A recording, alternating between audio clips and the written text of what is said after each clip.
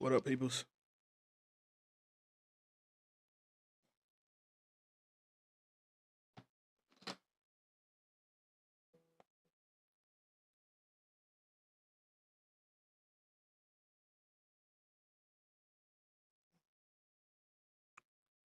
What up? What up? What up?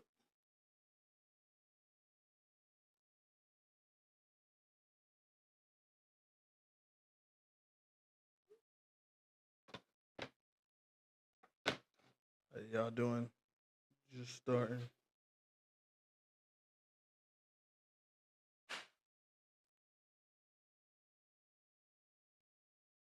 Um,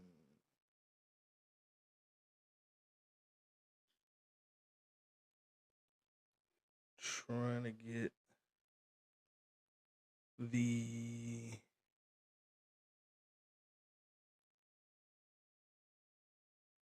TikTok right. Hope everybody's all right. Got a lot to talk about tonight. Been a while.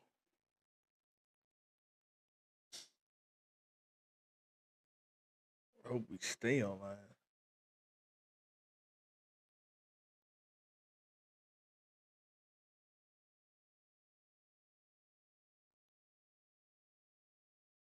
Trying to find my TikTok.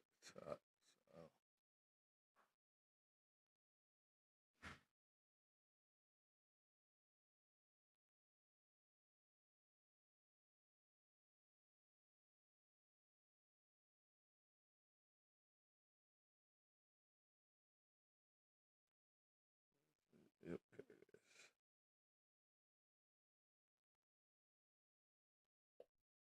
All right.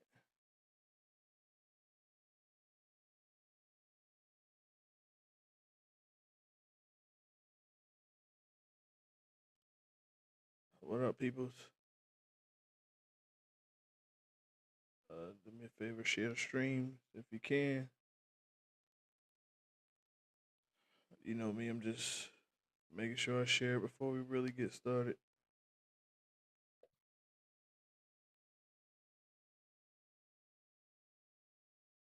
Is that Mackenzie? What up, Mackenzie?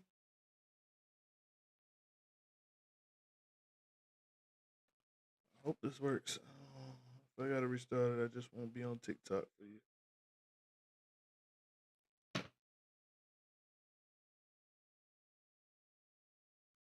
Oh.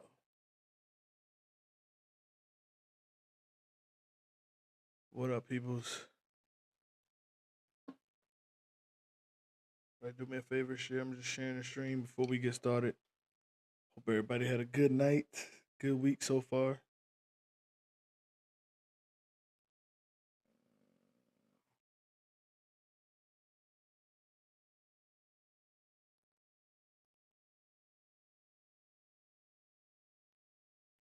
Hope everybody having a good night so far. Um,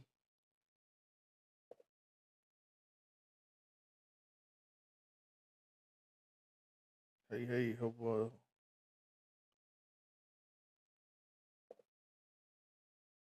what up, the phone guy, excuse me.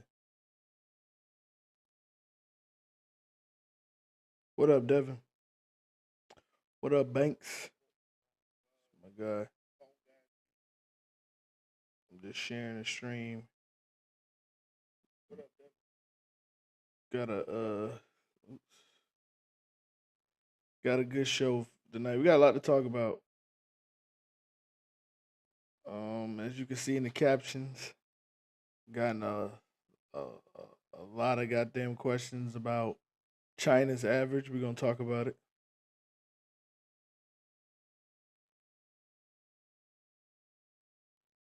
Um,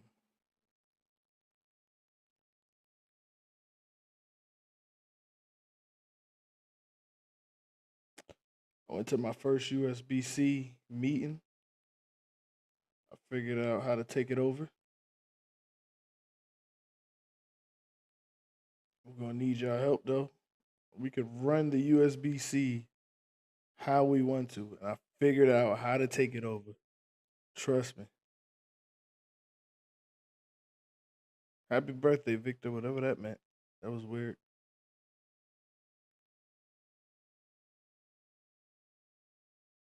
But yeah, one thing I do want to do that I think would be dope is I want to have a um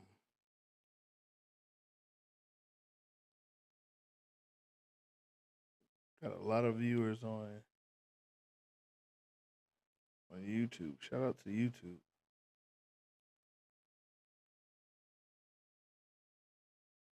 But we got a lot we got a lot to talk about. This is a little weird. We got a lot of viewers coming from YouTube.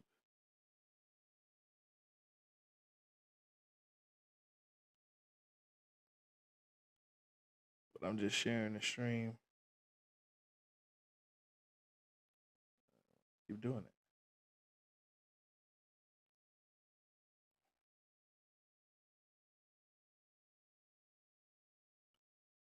Appreciate y'all. How's everybody week been?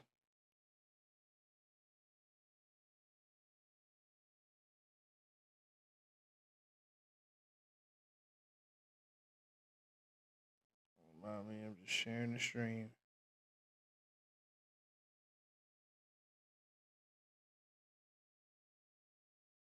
What else I said we was gonna talk about? Look like we got a new rivalry brewing. Um,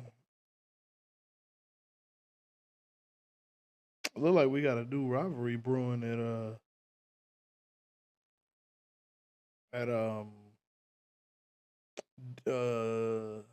Death Row and Full Throttle getting a little spicy.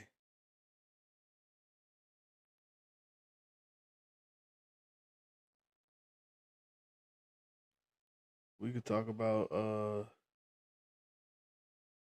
about opt out too.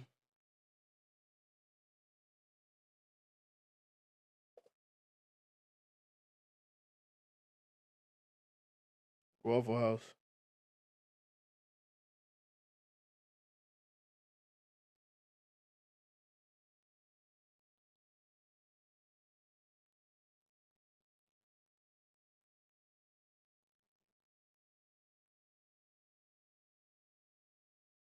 Yeah.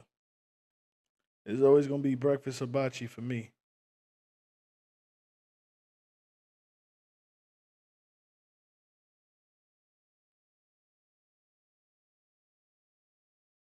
I love breakfast hibachi.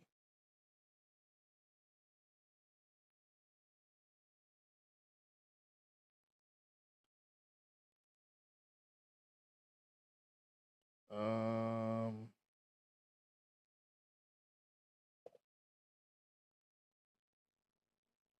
ain't gonna lie, we coming to the end of summer league.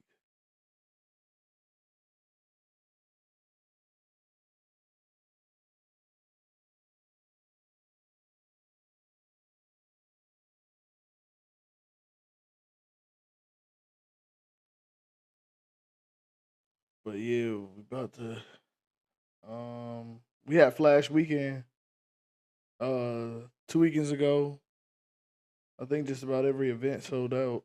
It was a good. Appreciate Dre. A lot of people don't know I begged Dre to host out here, and he came through. He said he's gonna be back. We appreciate you, Dre. But had a good time. Shout out to all the winners. We also had that Georgia tournament this weekend. Um,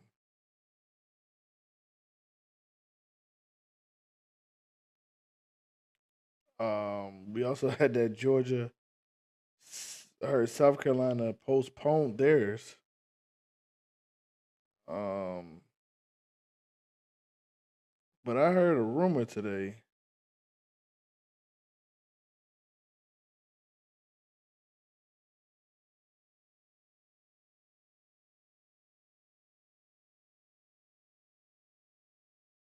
I heard a rumor today that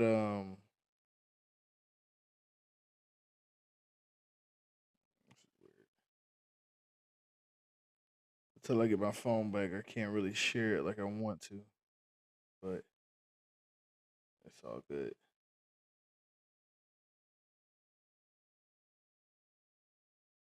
Uh oh.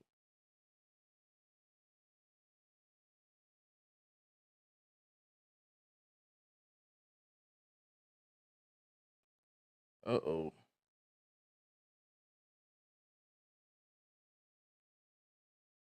All right, we good.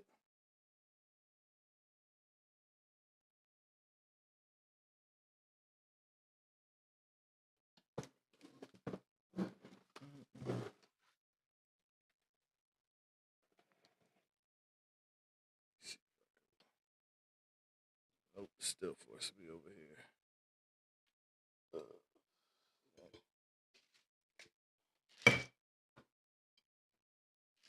or should I move it over here so that and just move? Nope, still had it.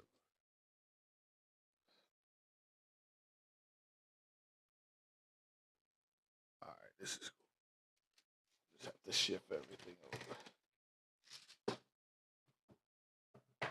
But yeah, we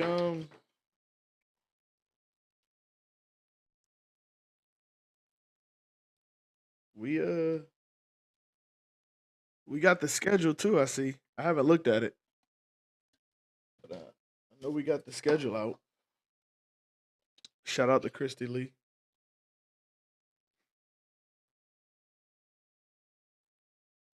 Big shout out to Christy Lee. She be working for us. Appreciate you.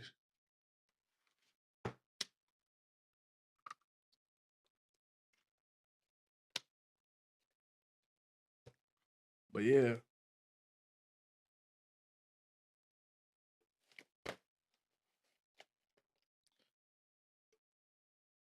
went to my first went to my first USBC meeting. The USBC meeting is actually, we it shocked me a little bit. And the reason why it shocked me is because I think I was still a little surprised about how many, like, it's almost like, how can I explain it? They pretty much want the same thing we want. They their number of people that was there was pretty decent. Um they are trying to get younger. They are encouraging us to find younger talent.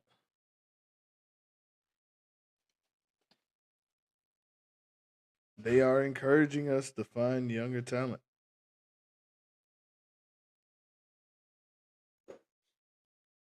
Yes. So that was a little shock to me. So I mean,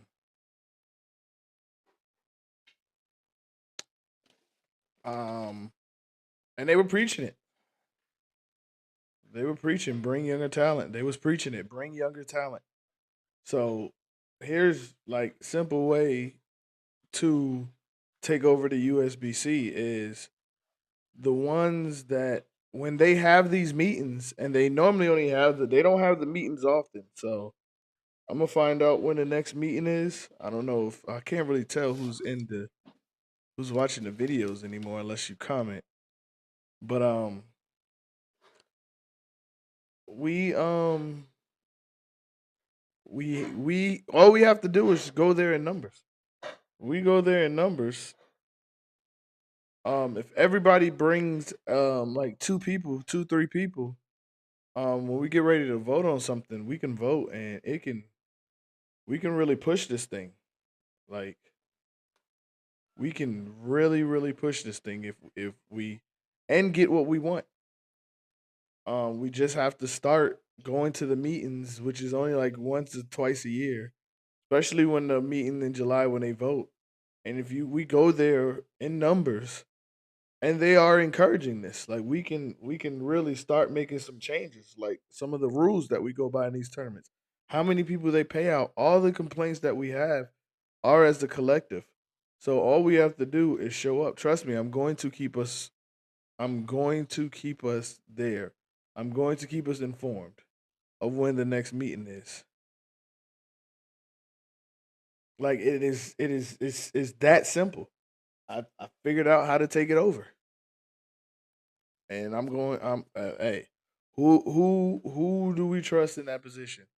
Who who has the best ideas? Who is the revolutionaries of this sport, of this area? Who is it?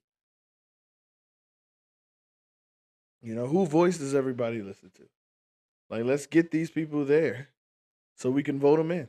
It's simple, and we can actually make real changes. It's simple, very very simple. We can actually start making real changes. We can actually start enjoying going to these events. You know, hey, tell Dougie, yo, I got a great. Also, too, speaking of tournaments, I got a great idea. Well, no, it wasn't my idea. It was Suhail came to me and he said, um, "How about one day on this show we do a question and answer, a Q and A. We do a Q and A, and if we do a Q and A, and what the Q and A is going to be about is it's going to be about tournament directors. It's going to be a Q and A with tournament directors, and with that, and yes, I am playing with this on the screen. And what I'm gonna do is I'm gonna try to get Suhail. I'm gonna get Dre. I'm gonna get Dougie. Um, and we do a Q and A. Everybody come in the comments. They talk about their experience. They talk about what they do. They talk about a to proper way to run tournaments. What tournaments should look like. How the prize fund should look. I think that'll be a dope thing. To have a Q and A. I might see Dre this weekend. So I'm gonna pitch him that idea. Um, but I like that idea. I think that's a great idea. So so be on the lookout for that. Trying to get Dougie. Dougie been ducking coming on my show. I don't know why. I don't know why you ducking it, Dougie. You be in the comments. You be watching. You be talking. I don't know why you ducking it, Dougie. But yeah, we need to do that. We need to have a tournament director Q&A where everybody comes in the comments. You get to ask your questions. You get to talk about experiences. And these guys will answer. These guys run some great tournament. If you don't know who Suhail is, Suhail runs the Orlando the Jams. His if you don't know about it, his strike pots be 4,000, 3,000, 8,000. One time we went there, and we won $8,000 thanks to Dana.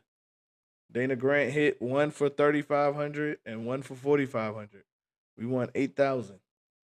Paid for our trip. I think the amount of us that went in it, we all won 1,000. So 8 of us went in. Whoever had the best look took the shot. Standard. So Suhail's known to have some amazing what's the face. Well, we'll work on the time. We'll work on the time. We'll work it out, Dougie. I just saw your inbox. We'll work it out, whatever convenient, because I think that's something that has to happen, even if it's on a weekend, on a we can work that out.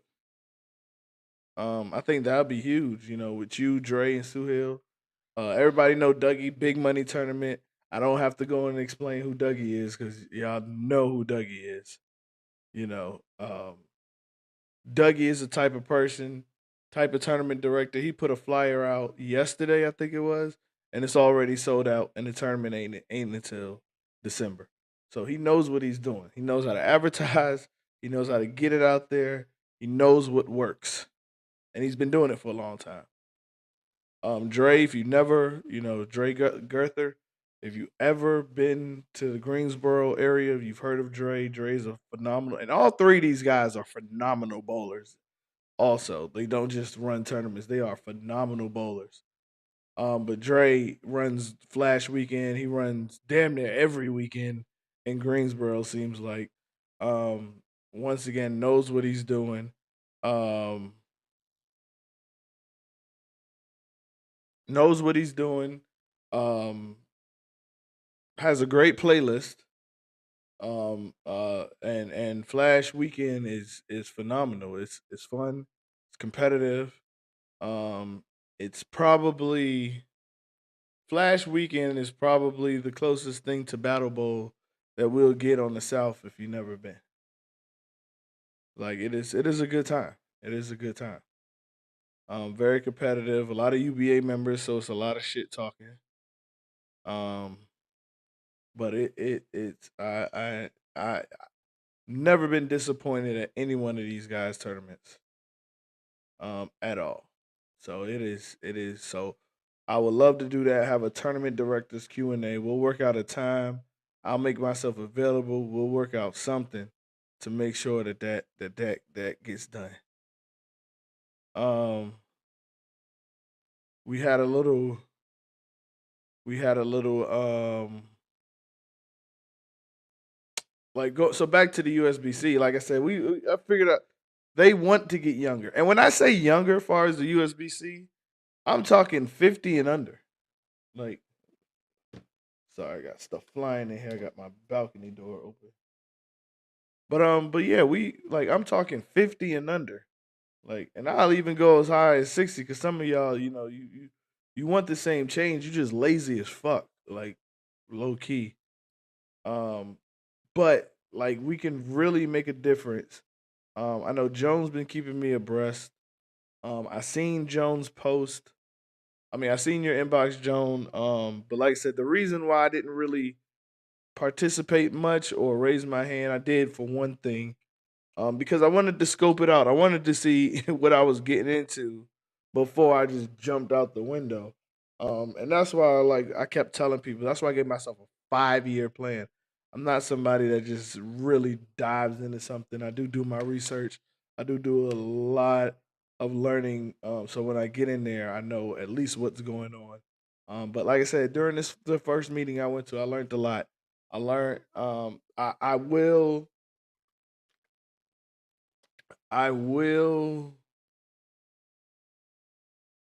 ease up on them a little bit. Now that I understand, because the people that are doing that job, they're pretty much doing that job because nobody else wants to. And nobody else wants to because nobody understands what is involved. And what is involved is making the necessary changes and improvements, and also keeping the engine running. Um, and I wish I had the numbers. I left it in the car. Not going down there to get it. Maybe next year I'll mention the numbers because I want to keep reiterating this. I want to keep beating this home. Like we have a chance to make some serious changes, and all we have to do is show up to one or two meetings a year and raise your hand. Um, but I'm definitely going to keep us abreast to that. Um, so um, please, please, please start looking and making a way in your calendar that we can start, um, going to these meetings to make changes. Um, Let me see, because you know, I understand. Like I said, like going back to tournament directors in USBC, like it all fits hand in hand. Hold on one second, y'all. I gotta close this door. It's get crazy.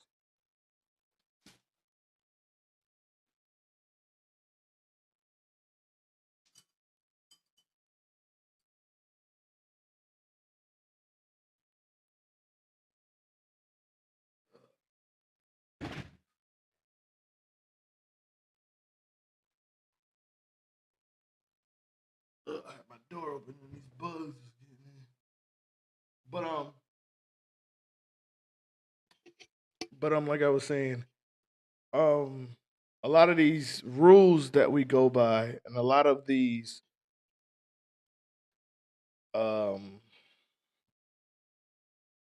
the rules and the guidelines, so to say, that we go by is based off of USBC.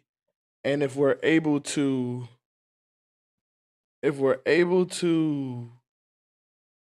control the USBC, we're able to control the guidelines that these tournament directors go off of.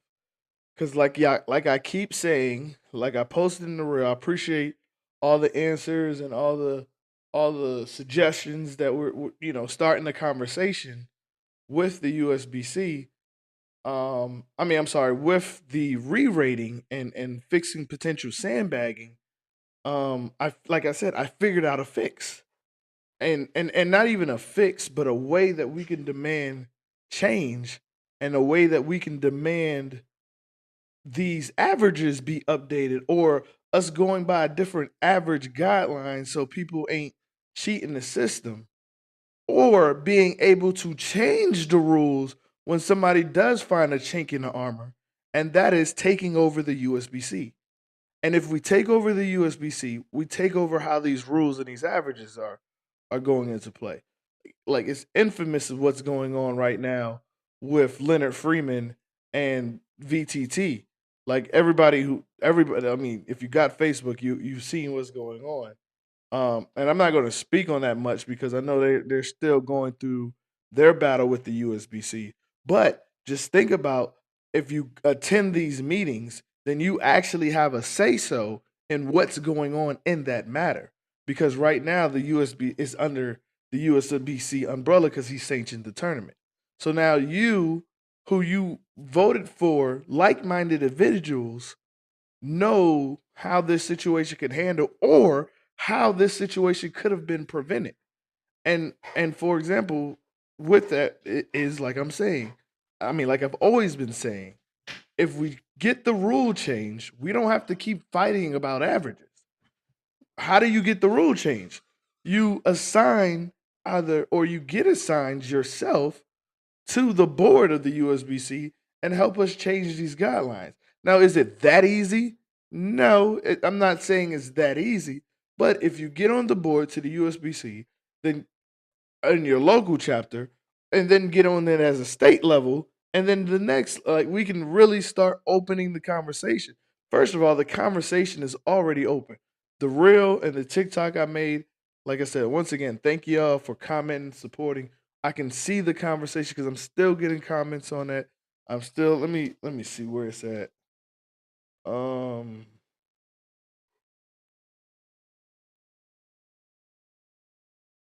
I know on here it's doing pretty well. I know on Facebook, let me see.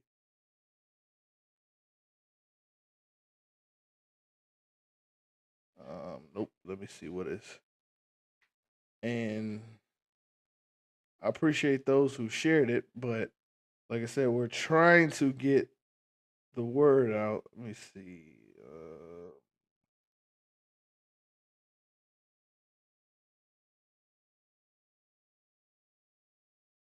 On here, yeah, it's about 1,000. So it is definitely doing. It is definitely being pushed and going around. And I'm thankful for that because, like I said, now the conversation is happening. And once we take over the USBC, we can make the guidelines which these tournament directors, I think they will be convinced more to sanction their tournament because they know who's part of the USBC. And this is what they want. These old people in the USBC, I'm not gonna lie, they're tired. They're ready to get out of there. And they're looking for a younger group. Around 55 and under. You know, to go in there and start making serious changes because once again, we should not be going by last year's average. It should be done quarterly. So are if you are let's if you're going into these tournaments now, I hear too many people talking about they're not bowling certain tournaments because they don't want to keep fighting sticks. And if you don't want to keep fighting sticks, come to these USBC meetings. Let's get these rules changed in these guidelines. So when these people are having sanctioned tournaments, or if they're going off of USBC guidelines, and we are in there making the change for number one, changing how often we update averages, then we don't have to keep fighting sticks. Because if you still want to sandbag, if we update the averages more often, you're only going to waste money in leagues. That pretty much, because I don't see that many people tanking their leagues just to, because that's a lot of money, and you're not going to be in pots to only go in pots once. That makes no sense. But yes, there is some people that do it, and then the USBC as us governed body now, because we attended the meetings and voted each other in. Now we can go in there and and and say, okay, let's put a cap on it. Let's put a cap. Like no one can have more than 30 pins. No female, whatever we wanted it to be, we can now vote on it and do that. No, all tournaments are not sanctioned, Dave. Because I'm talking about how we can get these tournaments sanctioned though, and I'm talking about on a local level. I'm talking about where we want tournament directors. Yes, bowling is a hustle now. But if you attend that USBC meeting and you take two or three of your friends and say, hey, I want to get on the board, I need you to come here and vote me in so I can help make these changes. That's how we can make these changes. We got to stop being lazy. Brian, you can, Dave. You can, Dave. I know I can't put it on the screen, but hold on. Leonard said usually most states NC would do average as of January 1st. Right, but they're all not posted in bowl.com if we're not enforcing them to. They only have to post in bowl.com, what, once a year? And hold on. Maybe a lot of y'all either just joined in or you're confused about what I'm saying. The suggestions in the comments, you're not wrong. But I'm telling you how we can get these implemented. And that's grabbing yourself, one and two to three buddies, and say, hey, let's all go on the USBC board and change this. And those two or three buddies bring two or three buddies. And then those two or three buddies bring two or three buddies. Because a famous rapper named Mo Solo said, one bring two, and two people bring three, and three people bring four, and four people bring more. So that is how we can get these rules changed. Your suggestions are not wrong. Your suggestions are great, but we can actually make these suggestions into a reality by showing up and being a part of the USBC board. It's a numbers game. It's a numbers game. I'm telling you. What like I just said, like Solo just hey, that's the best way I could tell you. And then you could get on the board. And then we can make these changes.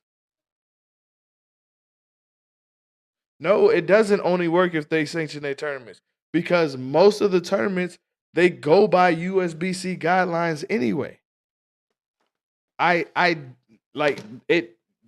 It makes no sense why they do that, but they do because that's the only governed body that we have in bowling and TNBA. Yeah, I saw that.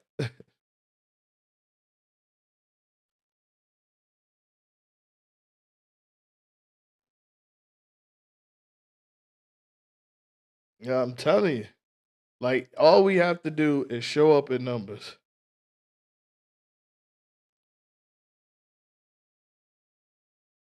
Like like that is the cheat code. That is the cheat code. Join or get the person beside you who wants to be in the USBC board and just show up to one or two meetings a year. That's it. It's not a lot of time. Like we go there, we vote.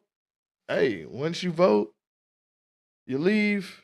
Hey, I'm telling you, it is a cheat code. And then I'm not constantly getting phone calls about China's average. I'm not. I'm tired of getting phone calls about her average. Like I don't get it. I don't.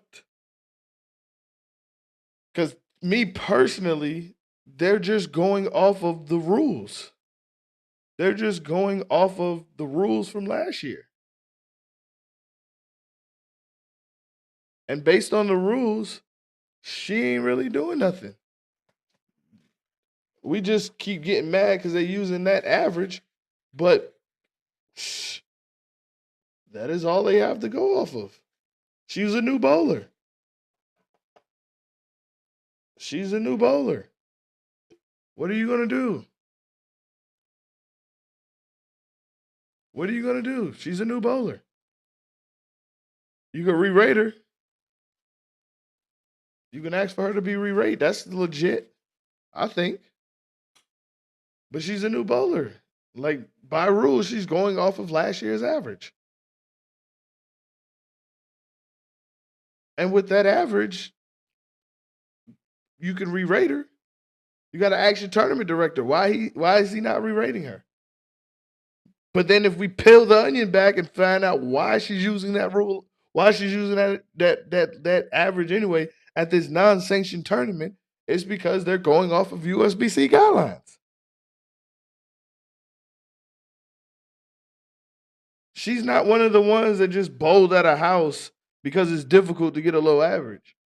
She's not one of the ones tanking in lead to get a low average. She didn't. She was on the come up. She's been practicing. She's been posting her journey. Like I don't think she's sandbagging. I just think she's utilizing the system. The same thing that y'all blame Leonard Freeman for in reverse. He can't do what he does if we don't fix the system. You want to complain that he's bowling off of 189, but how's he able to do that? Because of the system. Oh, the system allowed that. And how do you get the system changed? Join the USBC.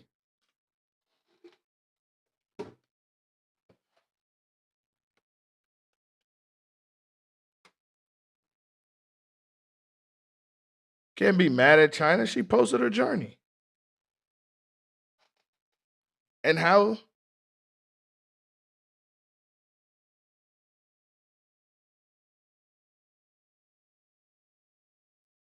No, her average is not wrong. She finished. They going based off of last year's average. Her average. She's not wrong for what she's doing. The system is wrong for it creating that dumb shit. I am not the same bowler I was last year. No one is the same bowler they were last year. But if they update that system more often, she's not bowling off of 168. Because we all know she's not a 168 or 188. Are you going to fault her because of the rules is written the way it's written? No.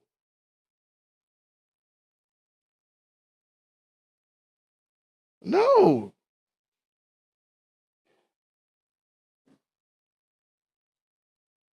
I just don't.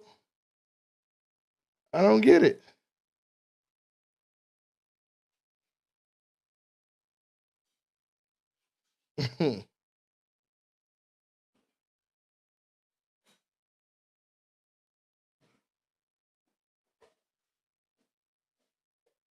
Jonathan said, and and I addressed this earlier. I know I can't for some reason Facebook comments is not working. And I think it's Facebook did something new. So but Jonathan said, even once the rules are modified, someone claiming about the someone's witnesses the pain of their performance against someone whose performance has accelerated with a short period of time. They witnessed the grind or the pain behind the progress. Right. Right. Because she's documented from the start. We've all seen her get, like she's put in the work. She's documented it. But if you put on a flyer that you're going to use the last 2 years and she's only been bowling 1 year, you can't falter. But what we can do once again is show up to these USBC meetings, join the board, and work the system to get these things changed to better our game. Because these rules has been the rules too long. And then the moment somebody finds a chink in the armor, like bowling someplace where you don't do this or bowling like that, we can modify the rules in fast real time so this doesn't happen. We have to fix the system.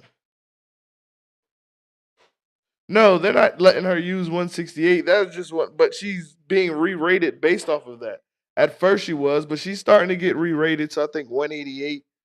But like we're forcing tournament directors to do a job that USBC should be doing because these rules has been the same since fucking Helen Keller. Like we shouldn't be arguing about what she's doing. We should be trying to change the rule.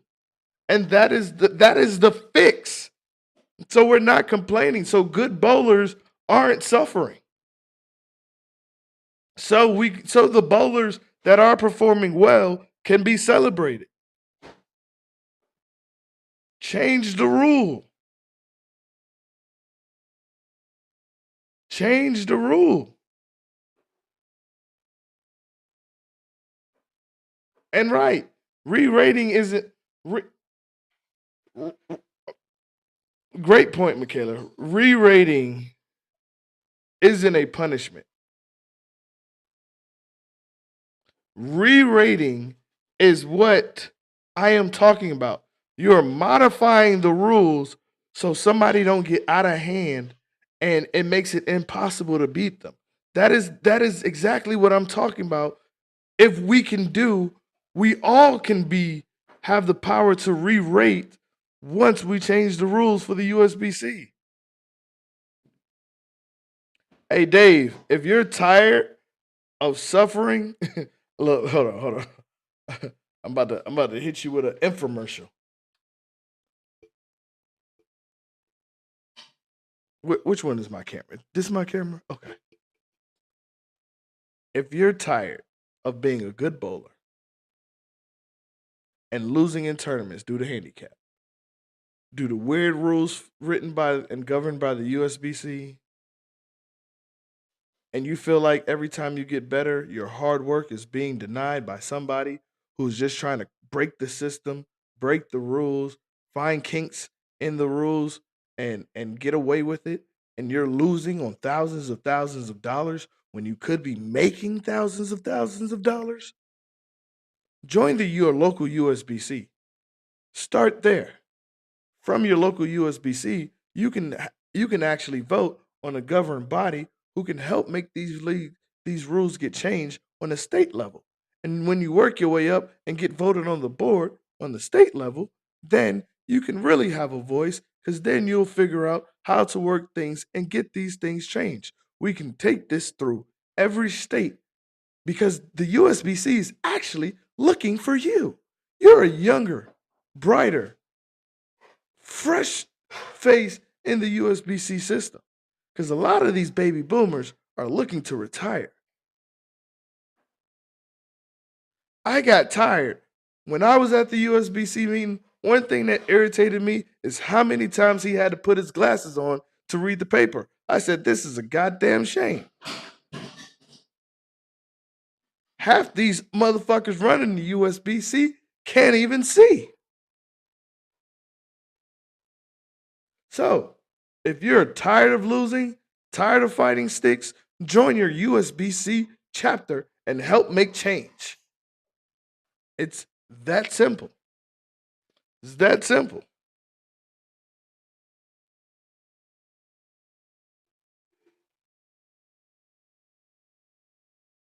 I'm telling you. We don't have to worry about it if we, the people, become the USBC. I'm telling you, it's that simple.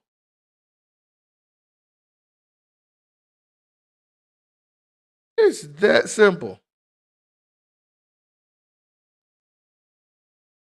It is that simple.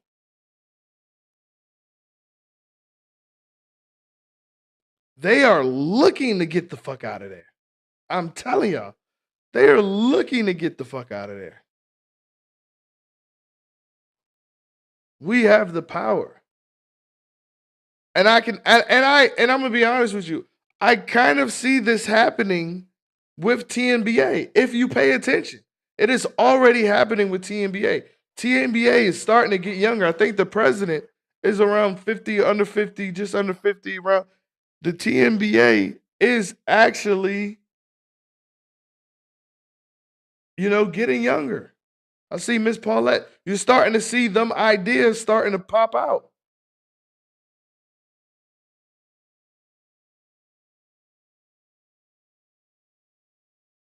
Should it be re-rated or average adjustment? It can be whatever we want it to be. I like average adjustments. But you know how we can get that implemented? Join your local USBC. That is, we all in these, and that is my point when I say I wanted to become USBC president in the next 5 years. All of you guys' ideas are great. And this is who I think should be running the USBC.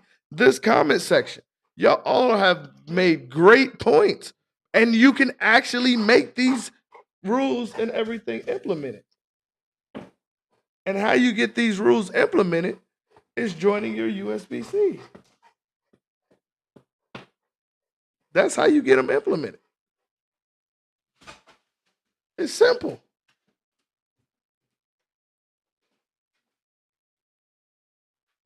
It's simple.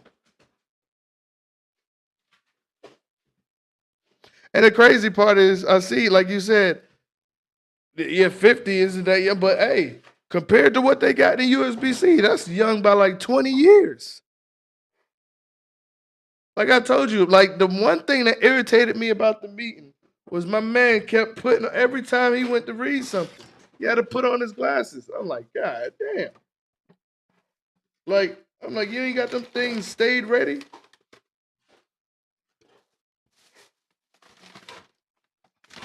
Oh. Every single time.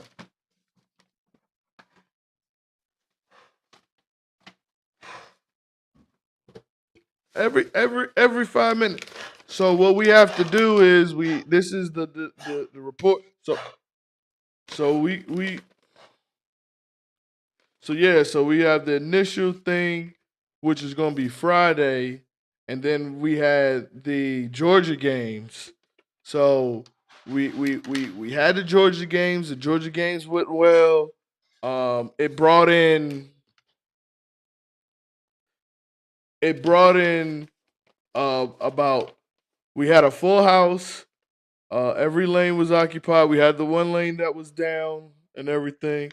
So next year, if we have any ideas, we're going to, now what is next on the agenda? We got the Jubilee coming up. Like every fucking time, I'm like, come on, dude. Come on. Come on, man. Like, just keep them on. Or just get a prescription where you don't got, like, come on, man. Like, when you start going blind, get glasses you ain't got to take off. Like, that's what irritates. That's who is making up, that is who is keeping the USBC alive. And we're arguing, and they don't even have Facebook. So everything you're complaining about, they don't even see unless you come to the meeting. Joan is the only one that probably has Facebook up there.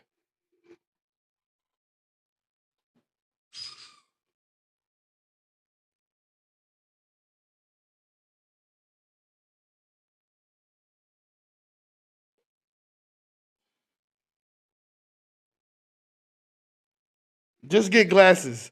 Hey James, just get go to the eye doctor and just get glasses. There's no need to keep taking them on, and just get glasses. Like, trust me, First of all, I know y'all don't know this, but see, like I always say, there's a bowling side, there's a Montreal side. A lot of y'all don't know. I wore glasses my whole life. Like this version of me, a lot of people don't know this. A lot of people know this version of me. This is the Montreal they know. I wore glasses since kindergarten. I just got LASIK. I should have got it earlier. I got LASIK. I think that was like my 30th birthday. My birthday present to myself. I just got LASIK. And maybe some of you old folks need to get LASIK. I had a panic attack during my LASIK. Y'all want to hear my LASIK story? So, so, so the crazy thing about LASIK is you're going to be waiting longer than the surgery actually is. And yes, you are woke during the surgery. And the surgery is literally less than 5 minutes. It is crazy. They tell you to take the day off. They tell you not to work. Shit, I went to work that day. I refereed basketball the same day I had LASIK. That's how it is amazing. Like if something goes wrong and my eyes revert back, I'm getting LASIK again. I will get LASIK every year. This is how great. Just look, okay. So part of my LASIK story is the crazy part is I wore glasses so long. Sometimes even when I wake up, I still reach for my glasses because my glasses was the first thing I put on. I was blind. It was Ray Charles, Stevie Wonder, then Martrell. I was blind. So when I had got LASIK, you in there. First of all, you already nervous because they fucking with your eyes. You only get two eyes. So I know if this motherfucker cough in the middle of this shit, I'm blind forever. So I'm nervous. I'm waiting. I'm waiting. They make you come in 2 hours before your surgery, which is crazy because you're literally not doing anything. So we put LASIK. So it's my turn, right? So I'm nervous. So they put in the drops. Now, mind you, I think the part that made me nervous was these motherfuckers are trying to. Now it's a lot of people in this waiting area waiting to get LASIK.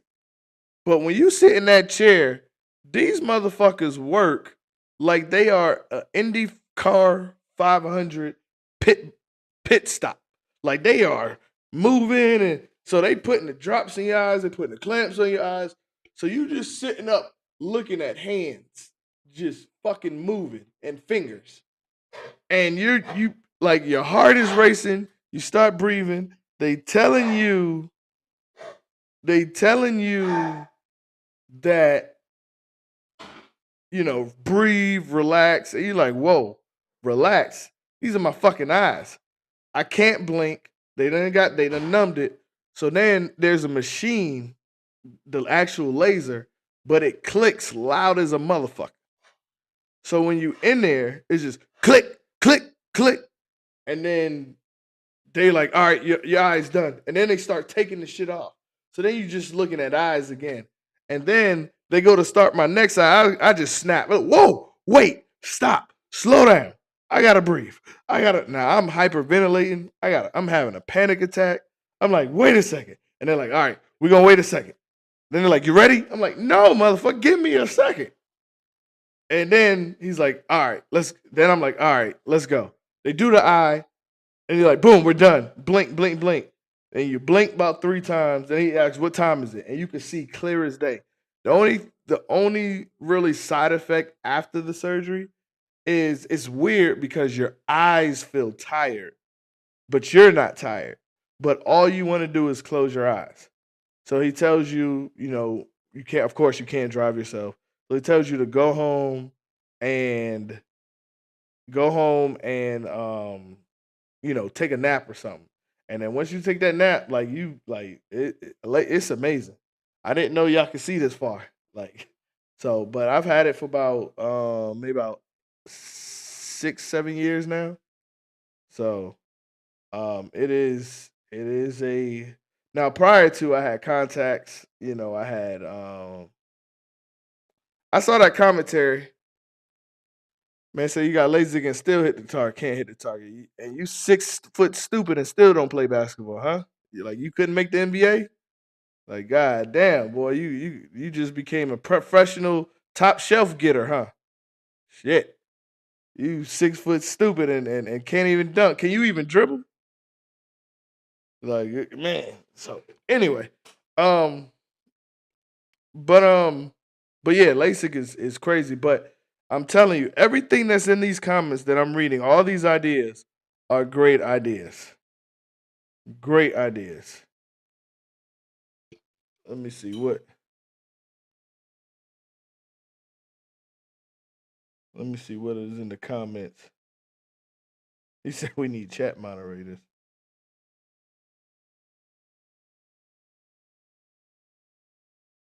Yeah, you see how thick they was, Michaela? He said every time I bowl.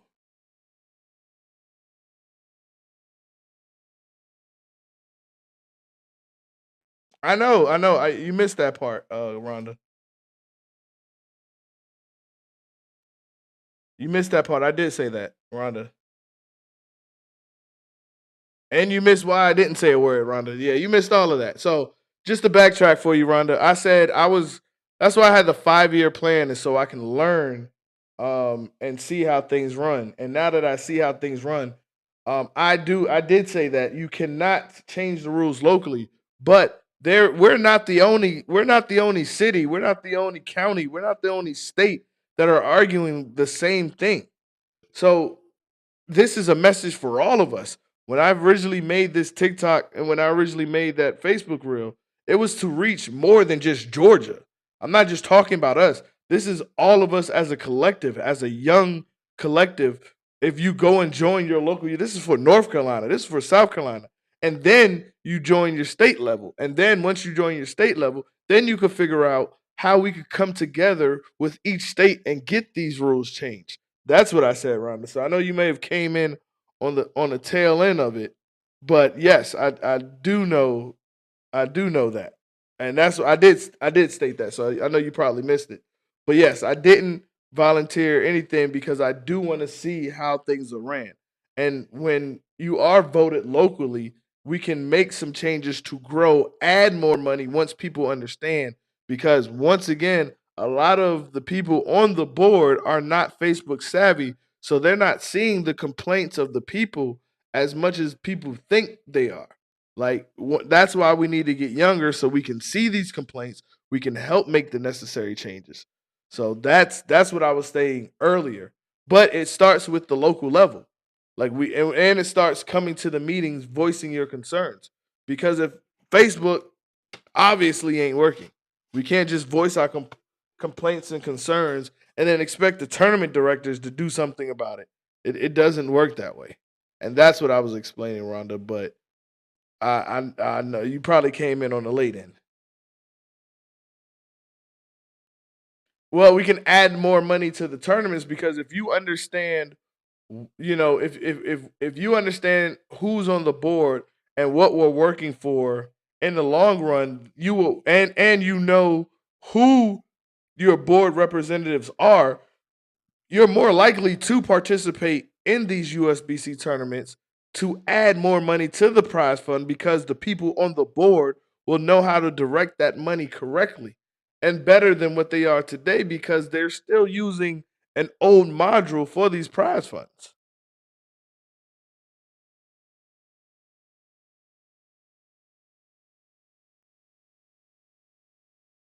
But yeah, so that's what he said. And it's Mr. Dave. I'm looking in these comments. Y'all are wild. You were in a dogfight with Alex. Trust me. This. Ah.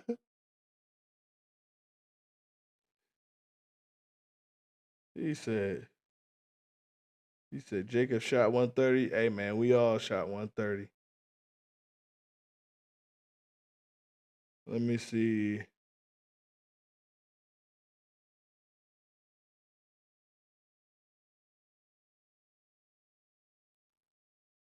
He said I got 100.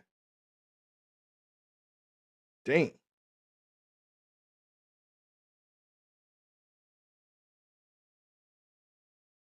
I see Jacob and Dave. Y'all been going back and forth. I'll be happy when this happens. I've been going back and forth for a while. You know my cash on the table. Who you been hanging around, Jacob? You talking about cash on the table. But yeah, but that is also like my honest opinion about the situation we're going on with China. It's not even it's not even we're using China as an example, but it's so many people.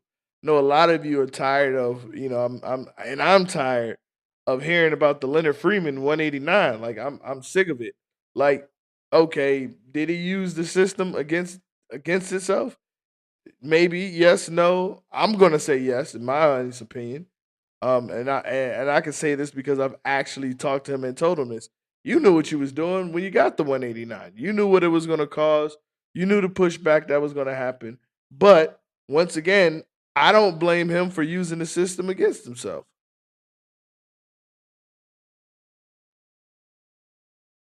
He's using the system against itself. And we getting to these meetings can vote and make a governed body so we can get these things changed. So we I know we had a let me see what else we said we was going to talk about.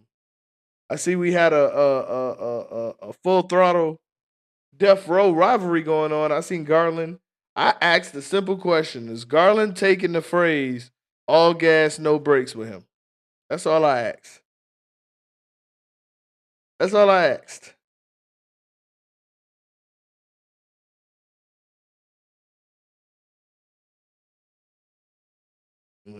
That's all I asked, and it got a little chippy between them. I know a lot of people was looking into the opt outs, and Full Throttle lost 21 bowlers. God, dog, Joe said, and then somebody said they just lost 21 people, not 21 bowlers. I say, gosh, shots fired, pow pow. It's gonna be spicy this next season. 21 bowlers is a lot. That's a team. That's a lot. But Full Throttle, um, I think Full Throttle is going to be what Southern Solemn was this year. A lot of noise. I think I saw the people who they added. They're gonna have a loud cheering section. They're gonna be fun to beat.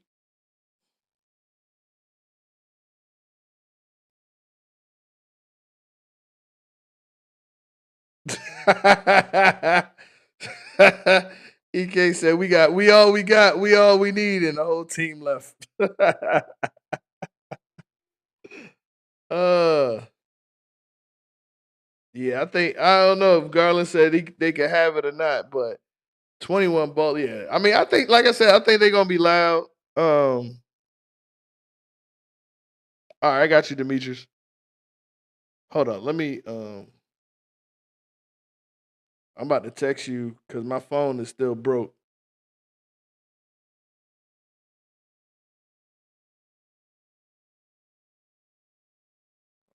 I just text you.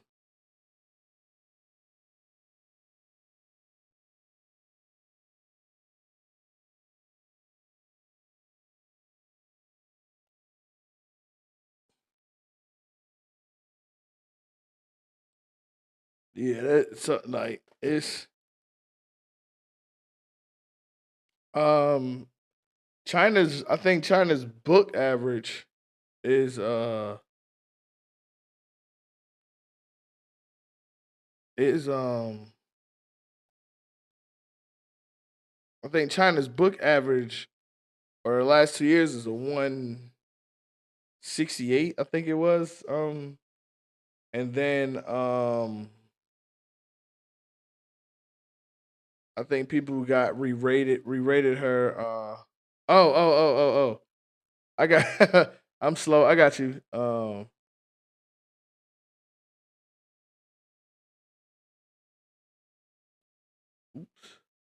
Um, I think they re-rated her. They've been re-rating her to I think a 188. I think.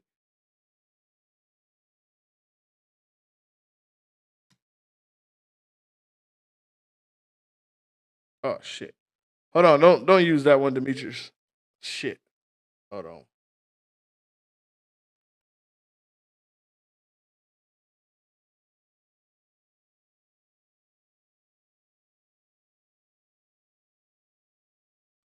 Hold on.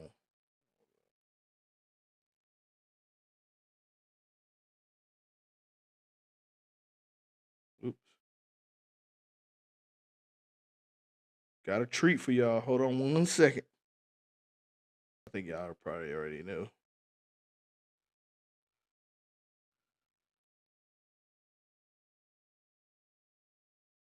All right. But yeah, I think a lot of people have great ideas. I think we can definitely fix this. It's not going to be I don't know Jacob's UBA average off the top of my head. Um Let me see if I can pull it up.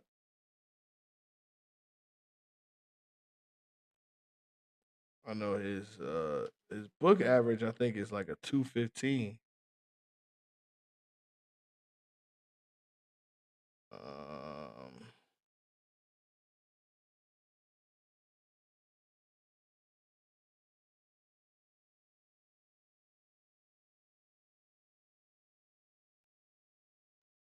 all right, hold on one.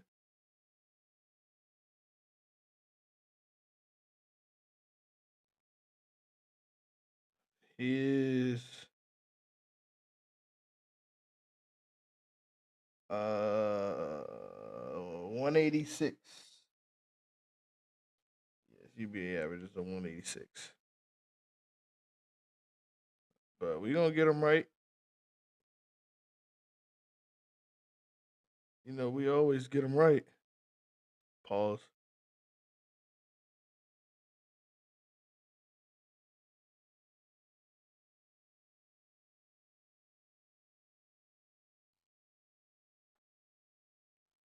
Yeah, it's 186, Dave.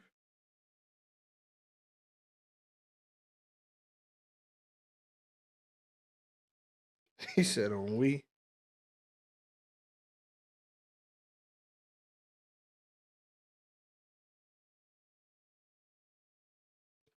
I don't get why we don't use composite averages more often.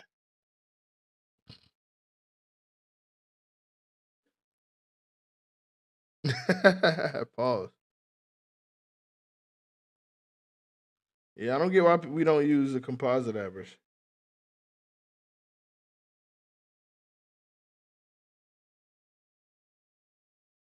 And we also forget about the 10 pin rule a lot.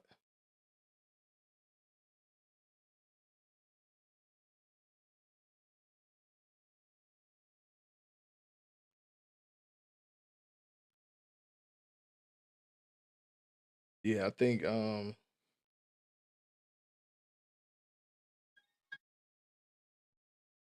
right, 1 second, y'all.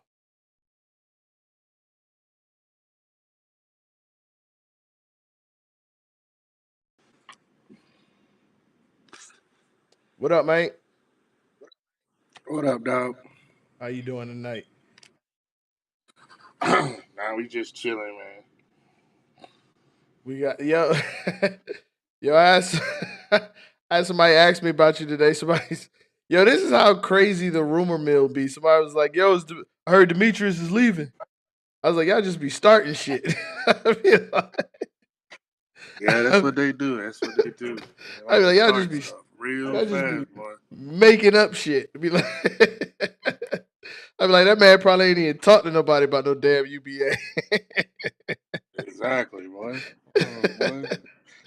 Once that season over with, it's a wrap, man. Right. I ain't bringing it back up until Right. the first stop. Like, people be somebody I heard a rumor, Greg. Yo, the funny thing is, yo, this is the funniest thing, and I ain't want to say it, but it had me in tears in the car. But somebody came up to me yesterday at league. It was like, "Yo, are you staying with the outsiders?"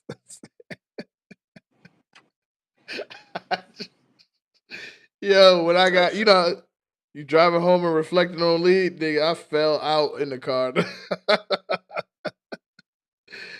Oh man, but yeah, what's going on, man? I know you wanted to come on the show. Speak your piece. You got the floor. Nah, oh man, you know what I'm saying? There's a lot going on in a little small community. That's just so funny to me. Man, There's a lot going on. we got boxing A matches. lot going on. We got Yep. we got Yep, tournaments. got all that. Got people leaving.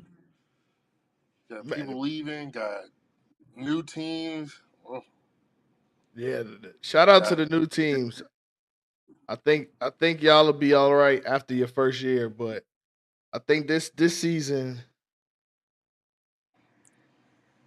this is this se- this season for the new teams is going to be hilarious. yeah, this is gonna be a rude awakening. Yeah, because Daniel Mack said, "Wait, y'all got Donnie Smith." See, a lot of people don't know. Like we technically had Donnie Smith before Southern Asylum. They stole him from us somehow right before he signed, which was weird. But yeah, our scratch pair gonna be looking scary this season. Yeah, it's definitely gonna be different. Now, definitely we know every house that we're going to now and know exactly how they're gonna play. Look at Terry already starting. Terry talking about Diesel joining. Terry said Diesel joining crash outs too. Oh, negative. So, hey, y'all better. Negative. Hey, I just looked at y'all in the database. Y'all better hope y'all got a team. Cause you know your work schedule, Terry. You can't. Hey, Terry, you know you can only take off one Sunday a month, and you go to church. Yeah, it's gonna be rude awakening for a lot of them teams. I like them, but yeah, I think Hype Cartel gonna be all right. I think Deep South is gonna be all right. It's gonna be a lot of energy in them tour stops. It's gonna be that energy is gonna be electric. It's gonna be some loud. Things happening. Cause we already know the crash outs. They gonna be wishing and loud.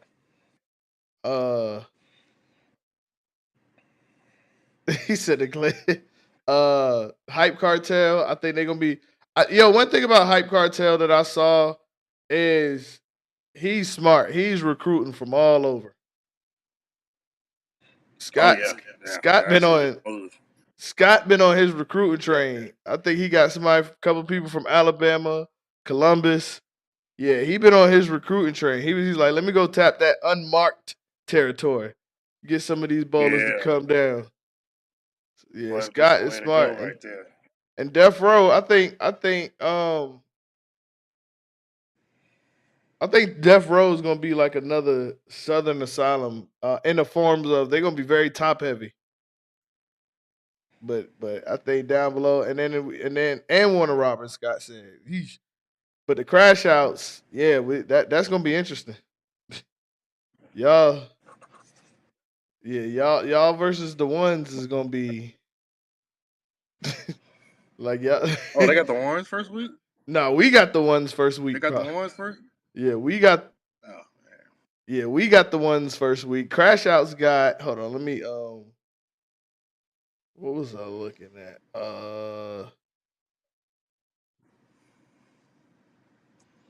I think Crash Outs probably will have, if she does it in alphabetical order. I should have took a screenshot of it. I don't know where it is. Hold on, let me try to. I can tell you what the first matchups were going to be if they do it like they normally do. Here we go.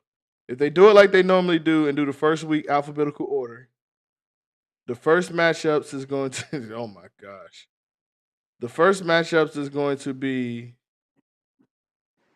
Bad Intentions versus Critical Role, Death Row versus Dirty South, Full Throttle versus Hype Cartel, Southern Asylum versus Southern Listics, Striking Results versus the Crash Outs.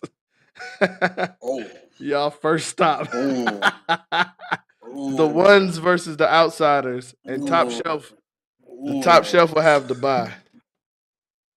Ouch. So they got. We got a bye week. Yeah, we're gonna end up having a bye week somewhere in there.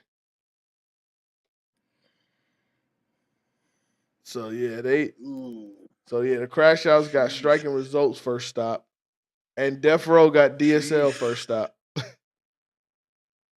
So that's definitely gonna be interesting. So, I gotta get your opinion, huh? Yeah, at Woodstock is the first stop. At Woodstock. Yeah. Yeah. We already know what DSL did last year at Woodstock. Yeah, last year. That's gonna be. Yeah, last year at Woodstock, DSL damn near broke a house record on striking results. Mm-hmm. It was right next to it. Yeah. Yeah. But so I got to get you. For them boys go to Battle Bowl. Yeah. Oh yeah. I'm actually. Yes. I'm actually trying to go. Like I'm going with no bowling balls. I'm hoping I can catch a flight same day. Like I can go there, come back the same day. Yeah. Just to support, because that's. And the crazy part is, like, I keep, like, everybody been asking me, like, what kind of team is striking results? What? Like, I know people say this and people don't understand, but this is not a team that you can make noise and phase them. No. Like, all that noise shit, all that rah-rah shit, none of that phases, like, and I know it's cliche to say that, but it's true. Like that, you're the most person the most somebody is going to talk to you is probably Julian. Lane may get that's just a small. That's like a small amount.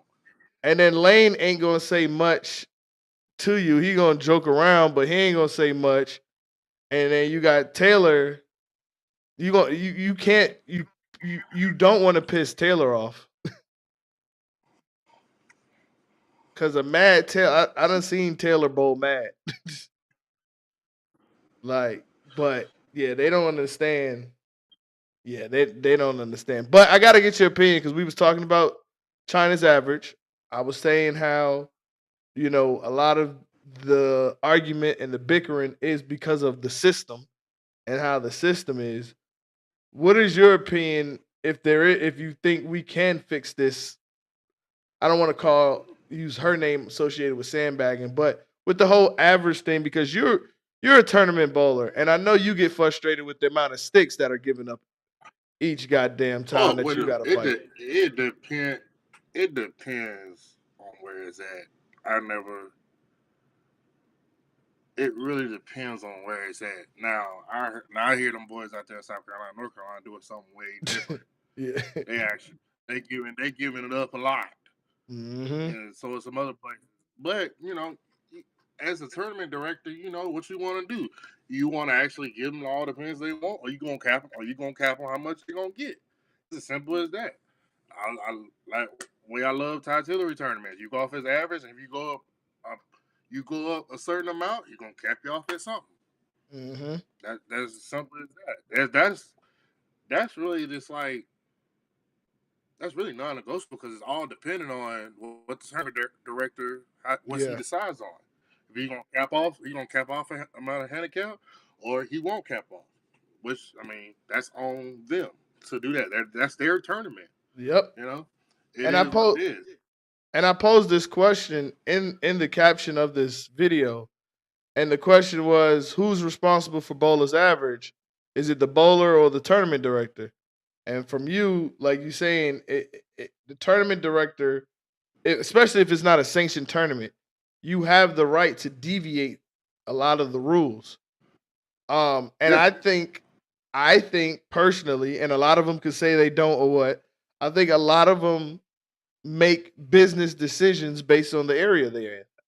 We have an area where we have a lot of tournament bowlers. We have a lot of great bowlers. Like I keep telling people, we have a lot of bowling alleys, but we don't have a lot of bowlers compared to other states. I think other states don't. They have a ton of bowlers, which their handicap bowlers trump their scratch bowlers, whereas opposite for us. Yeah. And that's why when you, like you just said, when you go to North Carolina, South Carolina, and these other states, there's a ton of handicap because they make business decisions based off of how much money they can make and how many people they can get at the tournaments. Yeah. And I think here that's why the tournaments are capped. Um, because business decision wise, we have more scratch bowlers. We have more, which I like to call middle children bowlers, the bowlers that are too good to be handicapped and not good enough to be scratch. I think that's why we have a lot of cap tournaments, and it needs to be capped because. And I know we're using her as an example, and I love you, China, but not to beat a dead horse. But let's just say you had tournament directors, like if she, let's just say China's bowling her first tournament, and she's bowling off the 168. It's her first tournament. I don't care if it's her Mm-hmm. first tournament. There's no way in the world she should be coming in with more than 40 sticks. Because now I got to go front four to even compete, to even try to beat her. If I don't shoot a four bag or a front four, it's a wrap. It's a wrap. Unless she doing But terrible. But yeah, that too. But but you control your own destiny at the end of the day. yeah. And it makes it, and that's a great point that I don't think nobody talks about when having sticks. When you control your own destiny, you're more relaxed than I gotta catch up to you. There's a different type of bowling when I know I got help. You know, the trust fall is much easier knowing I have somebody behind me than not knowing than having no one behind me. Right. So That's I that's the whole thing. Is you just gotta control your own destiny. yeah. That's just the end of the day. I try to I I try to preach. I try to. I was talking to somebody yesterday. I try to preach on like when more times than not, when tournament bowling, league, or whatever the case may be, tournament bowling, leagues, two obviously they're two different things, but you know, people gotta separate from. They gotta learn how to keep this mindset of separate from how to get to the pocket, but also how how to knock 10 down. They keep thinking you in the pocket. You're supposed to knock 10 down. Right. No, I can That's a get to the great point. pocket, but I need to knock off 10 down. I know I'm going to get to the pocket. Now, it's different when I don't know how to get to the pocket. Well, you can't knock 10 pins down, you can't get to the pocket. Yeah. So you got to control your own destiny at the end of the day. Like, yeah, she got all these sticks and all this other stuff, but I remember she still got to throw a bowling ball at 10 pins, right? Yeah. Y'all forgot that, right? Yeah. Now she don't have to throw front four or front five, six, seven Right.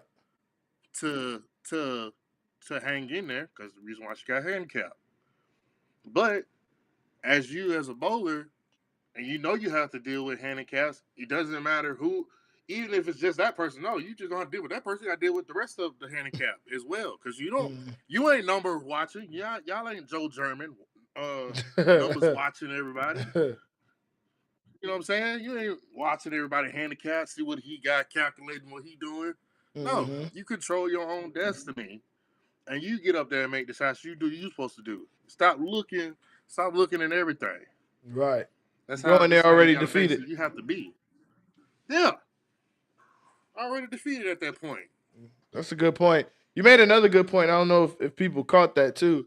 Is you said because I was that bowler. And I don't know when the mindset set changed for me, but I was that bowler where everything I thought because I was in the pocket I was supposed to strike. And then not under then being taught watching your ball through the pocket, watching the ball motion, and that is a hell of a point because like a lot of us and you see the frustration with people bowling, and you see their hands go up in the air. Man, I've been in the pocket. Like the pocket, like you said, the pocket's not hard to get into. Pause, but knocking 10 down, that's the challenge. That's what needs to be the focus, not just getting in the pocket. Because They make these bowling balls the hook. You're gonna find the pocket eventually. Yeah. So here's the thing. So, and I don't know if y'all talking about this, but I'm pretty sure y'all hear the Urathane rant and everything going No, on. we haven't gotten right? into that yet, but we can start. Okay, so I'm gonna put it like this. I'm gonna put it like this. Urethane, obviously, who came in? Justin Butcher, Jesper, all them jokers. They came in. Okay, they came in dominating this, that, and the other. But think about it. They bowl on flat. They bowl on flat stuff. Now, the problem is, now most people problem is it's you put it on recreational. There's your problem more times than not. And it's not the thing of you got to throw it, you got to throw it. But here, my thing is when you have to expect somebody to score 250, 260, but you're basically, my look and my pin carry is only giving me 220 to 230. Mm-hmm. What I'm supposed to do? What I'm supposed to do about that? So that's why I say it's nothing wrong if you're not going to throw your thing. Just know that whoever you're going to have, whatever your team is, they are limited to a certain number. If they get lucky, they're limited to a certain number because, like I said before, I can get to the pocket. Doesn't matter if your thing traffic, you messed up the front. Doesn't matter. I'm gonna get to the pocket. But how am I knock all 10 pins down? Right. It's easy. That's what the problem is on recreational. On hard, that's what you want. It controls the back end on the lane. Then, like most of them pros, they just throw especially if it's 39 feet or shorter, they're gonna throw it up the right, and then they're gonna move in. They're gonna move in with resin. That's what you want to do. Break down the pattern. That's how they score. That's how they score. That's what you do when you're on hard. When they're hard like that. Right. You see a lot of that at the USBC Nationals. Yeah. That's why everybody throw it at Nationals. But more times than not, there's nothing wrong with it. It just and all the reality is the reason why it's wrong with it because the purple demon is out here, right. And this mess it's tearing up everybody. You don't got a purple demon. Nobody can generate a purple hammer. You can't. It is what it is at this point. Right. But my whole thing is people are missing the perspective of your thing is not the problem. Now, especially if you're bowling on hard stuff.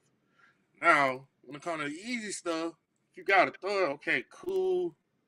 But just know that you're throwing that and you're here, but all the rest of your teammates is down here. Yeah. Trying to deal with that. It's more of a grind for them while you... Yeah, it's a grind for them while you just got the nuts. Right. So, you know what I'm saying? It's just, that's where most the problem is at. You know what I'm saying? It's nothing wrong with it. It's just, if you have to throw it, you got to throw it. If you feel like you need to throw it, cool. Whatever the case may be, I don't even think you need to throw it on house, but, do your thing. Just know that if you're going to throw it on house and you bowling with somebody, just know they are going to probably be limited, unless it's a lefty. They're going to be limited to a certain number because now I got to develop and I got to do tricky stuff with my hand to get my ball to try to knock all 10 down. Like I said, I'm going to get to the pocket. It's not hard to get to the pocket on recreational. It's just I got to knock all 10 down. That's the main goal. So nothing's wrong with your thing. It's just there's a time and place for it. And now, when they very hard, that's where you want to throw it. Now, EK said that's the issue with Thane averaging 160 with reactive, then picking up Thane and averaging 210. That was low key kind of a shot or whatever. that was low key a little shot. That was low key a little shot right there. But we're gonna let that slide off. You know what I'm saying? I'm just gonna brush that off. But we know what's going on. But that it's a cheat code, man. It's really a cheat code. It ain't no ifs, ands, or buts about it. It is a cheat code. It kind of helps you out a little bit. Yeah, a lot of bit. I'm not I'm not gonna lie, the old school people gonna be looking at you like, you really can't bowl, to be honest with you. But this is the new age, so you gotta either you gonna accept it or move somewhere else. New age is just worried about scores. They're not worried about Yeah, bowling better. everybody is score. Everybody is a scorer. Nobody's a actual bowler. You know what I'm saying? Everybody is scores. Ron Fox will tell you that quickly in a heartbeat. Yeah. Everybody scores, not a bowler. Oh You yeah, gonna Ron. score, Yeah, I not a done bowler. heard many rants from Ron. Ron. Yeah, Ron tell Yeah. you a scorer. You ain't no bowler. Yeah, and would tell you in your face like he don't care. Yeah, he don't care. No. Yeah. Been around the game too long. He done been Yeah. through everything. He'll sit right in the back with his legs crossed. Mm-hmm. Just look, analyzing everything. Everything. Analyze everything. Oh, he throwing that? Yeah. He don't know what he doing. Yo. Well, And knowing because well, he up there throwing a sniper. and right. And cussing out the bowling alley, the lane tech for the way they hold. Yeah, Uh it'd be crazy. But I love him to death. shout out to Ron. Something said it affects the left-handers too.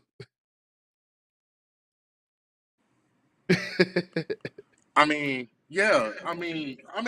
Yeah. If you following a lefty that's throwing purple, yeah. I mean, it's gonna affect everybody.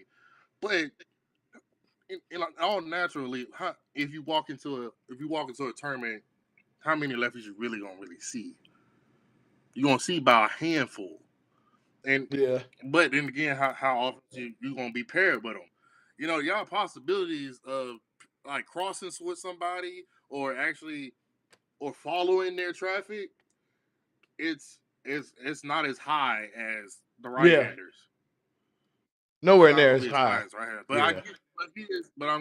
I do get what he's saying. It does affect. Of course, it's gonna affect left handers too, especially if you're gonna throw a lefties who just got it over there and they just know they by themselves and they just like, yeah, I'm throw purple, I'm throw cheat code, and I got the whole world. I'm gonna see fresh every lane that I go to. You know what I'm saying? Why would I need to change anything? So Yeah. yeah, that's true too.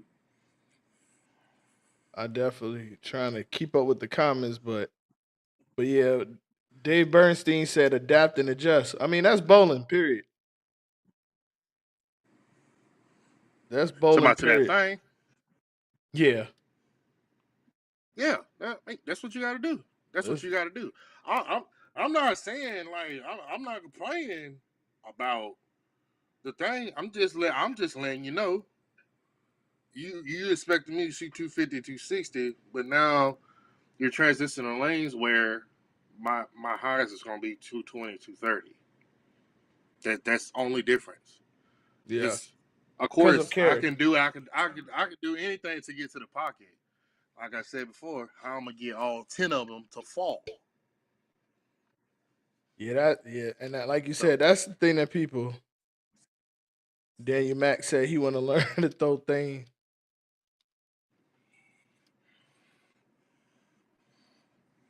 Oh, this is your house. Vicente said throwing the tank blizzard. Oh, I'm sorry, throwing the tank blitz to the wheels fall blitz, off yeah, at it's a Forest blitz. Park. Yeah, he was bowling on the lanes with like 10 people. Yeah, That's crazy. they get many. They get really, especially they get really messy on Tuesday. I'm not about to get everybody the blueprint. If y'all don't know now the blueprint as far as park, I don't know what to tell y'all at this point. Now I'm gonna keep it to myself. To be honest with you, I done told y'all what to do. I told y'all what to bring in there, and I told y'all what to play at. Still don't know? I ain't telling you no more. Hey, I don't blame you. I got to get in the league at Forest Park. I was supposed to this year. Then my dumbass took myself all the way down to fucking Douglasville. That oh It's my big on goodness. Wednesday night. Wednesday night. Everybody's trying to get on that Wednesday night. Oof. Oh, it's at the doubles, right? No, that's that trio. First place, 6 grand. Oh, at Forest Park. Yep. Yeah, that ain't. Everybody's. Yeah, that's Yeah, I'm trying to get on there. Damn, she said Terry a strong 145 at Forest Park. Damn, Terry. It be your own people. Ooh, who said that? Michaela? Who said that? Damn. Kayla said that to Terry. Damn, it be ain't y'all crash out partners or some shit? Damn, I'm about to say, ain't y'all same team? Damn. Not 145. Terry said, I know the blueprint at Forest Park. Gasoline and a match. Too bad for you, brother. Daniel Mack said, teach us the game, Ghost.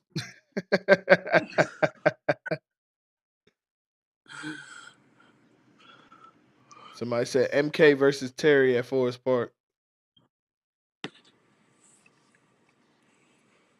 Yeah, Forest Park. I don't know. I don't have that much trouble at Forest Park. Now, Douglasville is where I have my problems at, and it's weird because everybody bowls well at Douglasville, but I think I know what it is. It's the motherfucking drive for me. That's what it is. That shit. Oh yeah, because you is. I'm about to say you is. Yeah, all the way I'm in Winder. Yeah, that shit. Like y'all don't understand. You tired. Like, and then I don't even think it necessarily be tired, but in the back of my mind, I'm always thinking about, damn, I gotta drive back home. Like I think the next time I bowl a tournament weekend wise, like Flash weekend, I'm definitely gonna get a room.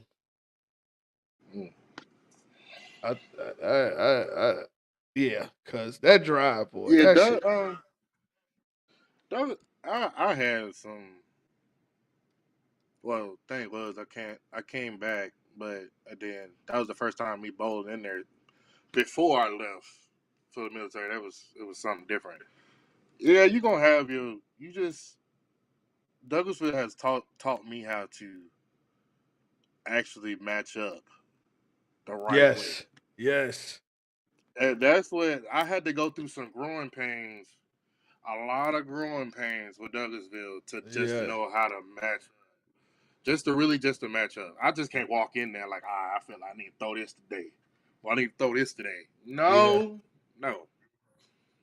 It's one. We know that one ball works at the start, and we know the next ball works at transition. We know what we need to see if we can use something else at the end, or because I'm not gonna lie, they different every week. Some they could be a little swirly. Some weeks they could be hooking. Some weeks, so I'm trying to build an arsenal, trying to mix up to keep up with all that. And that really had to talk. Douglasville really taught me how to just match up equipment. That's basically what it's taught me. Yeah, you were absolutely right. Because they was like Forest Park. I mean, not Forest Park. Flash weekend. They was like, "This is our new house shot. This is our house shot. We going with a house shot." And wait, what he was using out there? Hold on. Let me finish the story. So he was like, at Flash weekend, they was like, we just put a house shot down. This is the house shot. This is Douglasville's new house shot. We've been using it for a couple of weeks. Mind you, I bowl league there on Tuesday, right? So, like you said, I matched up wrong because I was doing what I was doing on Tuesday, and it was more oil, as you know, at Flash weekend. So once I figured it out and matched up, I started scoring better, right? So then after Flash weekend, I went to bowl like I was at Flash weekend because they say that's the new house shot. And them shits was hooked. These last 2 weeks at league, them shits been hooking out the motherfucking wazoo. I've been hearing they've been hooking on Tuesday, but that was actual record. I think they said that was Stone Streak or something that they put out. No, they were supposed to use Stone Streak, but then at the tournament, she said they just used the house shot. That's that was the house shot. That was a lot more volume than I seen before. It has not been the house shot. I'm trying to tell you. Look, it has not been the house. That was not the shot Tuesday. So much volume I haven't seen before. Yes, it was a lot of volume. On Tuesday for 3 years. We been bowling Tuesday for 3 years. I ain't never seen that much volume. I know what Tatura used for his. I know what Tatura used for his stuff, but I ain't never seen that one. I'm just surprised to see volume in general, to be honest with you. up in there. Yeah, it's gone. They just had it for that one day because they was like this, and I thought it was supposed to be on Tuesday, and that shit was not. That shit was hooking out of. And another shot that was like that was Dougie joint. When Dougie came, the last time Dougie was here, it had a lot of volume. Yeah, because he actually used something though. Yeah, I he think uses.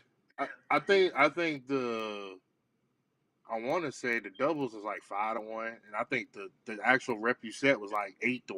Yeah, rep you said Kind of was sort of, ridiculous. I couldn't. but they still had. But at the end of the day, they still had volume. They Yeah. still had volume. They wasn't flying.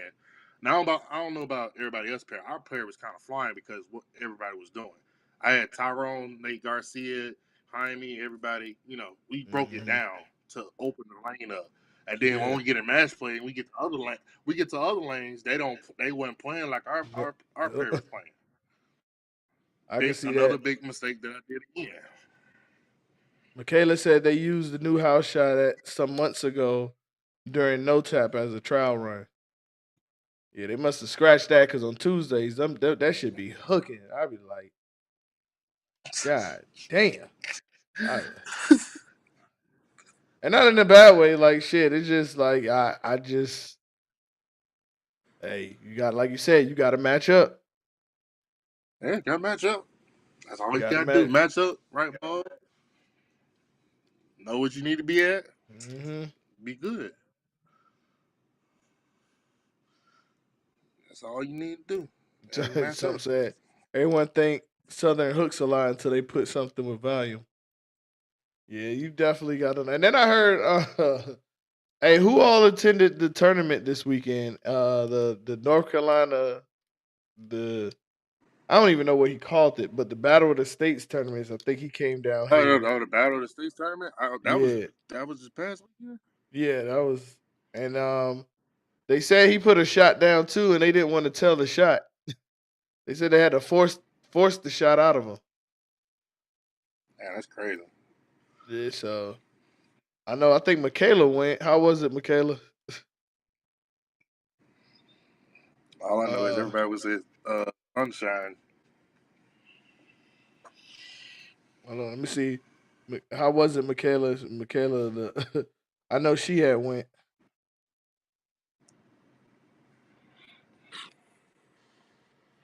Tell us how it was, because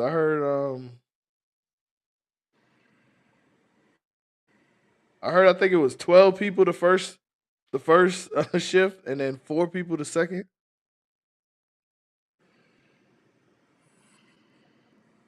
So, and then I heard they rescheduled the one in South Carolina, but they had a lot of stuff going on this past weekend in South and North Carolina. Oh yeah, they had some doubles going on in Spartanburg. Yeah, where I think Chyna and Tynell won.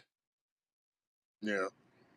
I heard Tynell went to a tournament and they was giving him sticks. What tournament was giving Tynell Ingles sticks?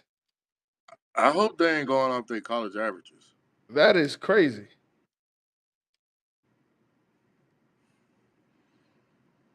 That is crazy. I'm like that. That dude at one point was probably known for being one of the best bowlers in this area. One of. And they man, but I know him. I think he shot 300 Spartanburg. Yeah, he did. Shot 300 in Spartanburg. Throwing a pulse. And Call me 300 pulse. and then him and Chyna won that tournament.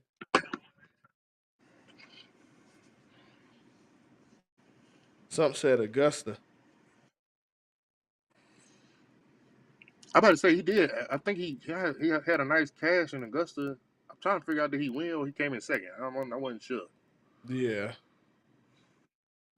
But oh, what's the face just hit me to come on and tell us how the tournament went.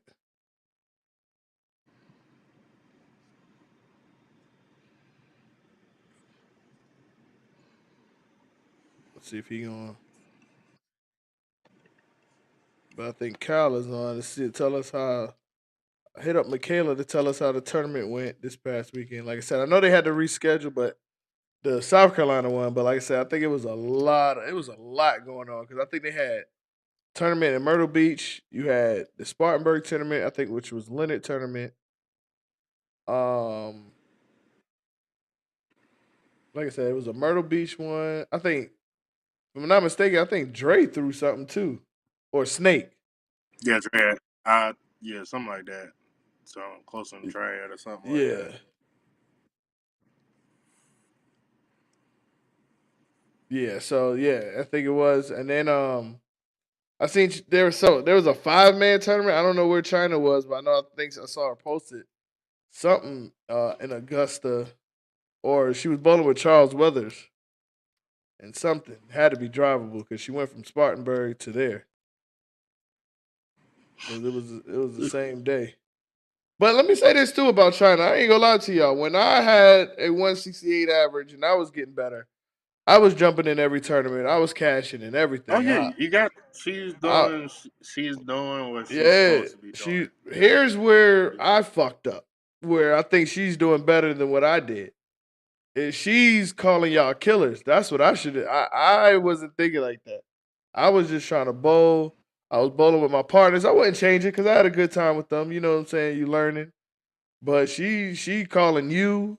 She call she calling Charles. She found a way to bowl with Tynell. She found a way to bowl with Greg Black. And it's smart. It's smart. Hey, I got all these sticks. You know I'm getting better, and we know what you do. Hey, let's let's win us some Let's money. do the thing. Yeah, like hey, Yeah. I wish I would have did that more, when I was. But hey, I was thinking more singles. I don't know, but I didn't have tournament people around me like that.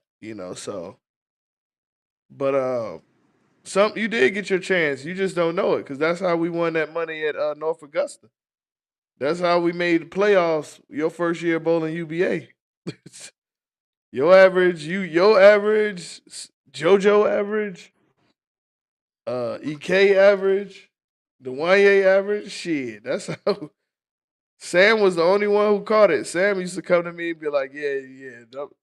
He said, "Yeah, that undefeated trios you got there." He said, "Yeah, they average ain't gonna be that for long." We was able to milk the hell out of that at the brawl. That was a mean. That was a mean one.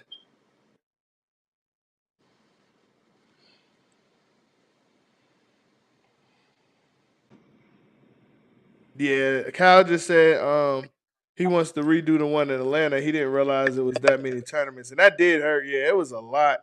It was a lot that went on this weekend. Yeah, there's a lot. I That know was a lot majority that went everybody on.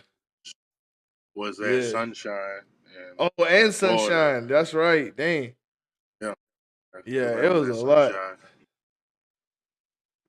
Definitely. Yeah. It was a lot. But I think his tournament, I think it's a great idea. I think he's on to something. I like the idea of the four states battling out, and then whoever wins their respective state, they fly them out and they ball. I think that's dope.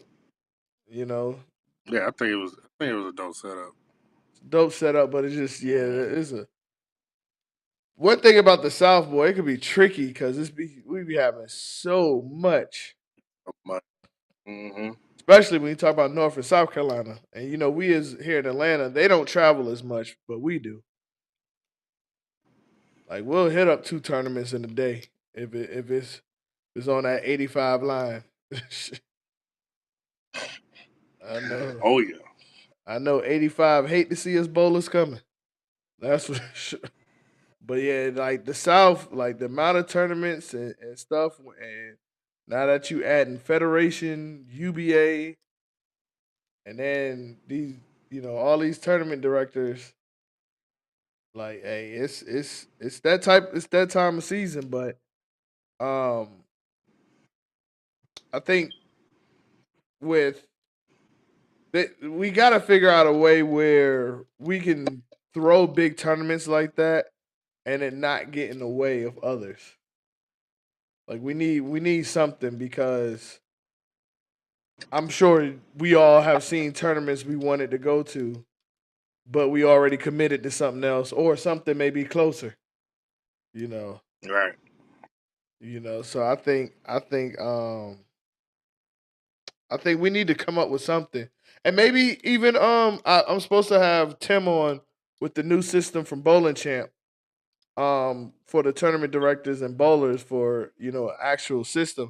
Maybe he could start putting something in for tournament directors that have dates coming up, like have a calendar and have the tournament director put in their tournament in the calendar, and then if I wanted to throw a tournament, I can look at that calendar and see what's already going on in like a 50 to 100 mile radius. You know what I'm saying? That way I don't book it on the same Yeah. day, you know.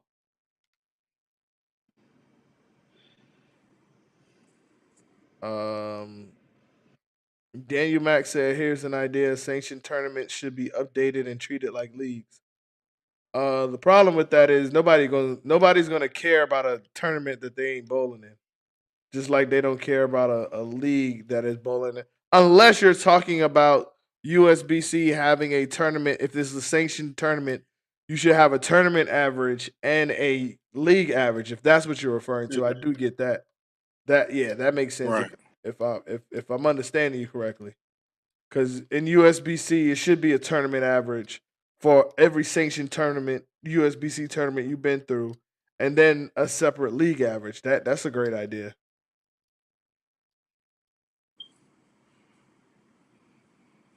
Some said, "I don't want to step on nobody's toes or fight for entries unless it's later." But Tim is running his system for mine. But yeah, we need to talk to Tim to see if he can add a calendar to that. That'd be dope.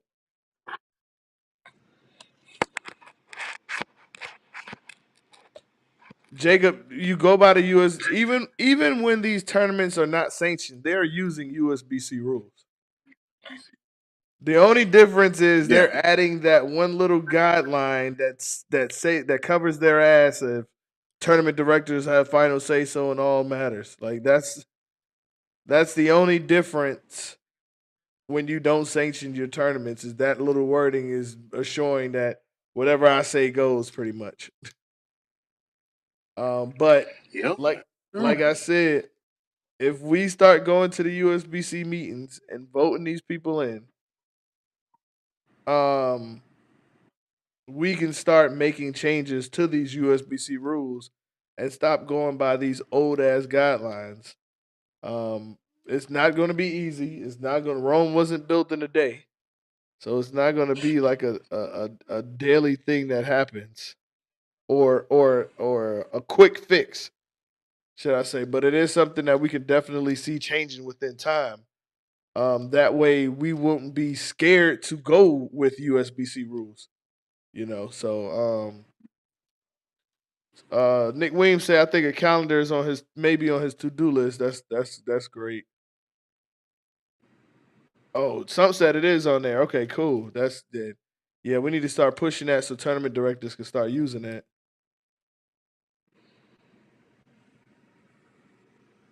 Okay. So Nick Williams said part of his reasoning for doing it was so people could know what tournaments is happening. Okay. I got you.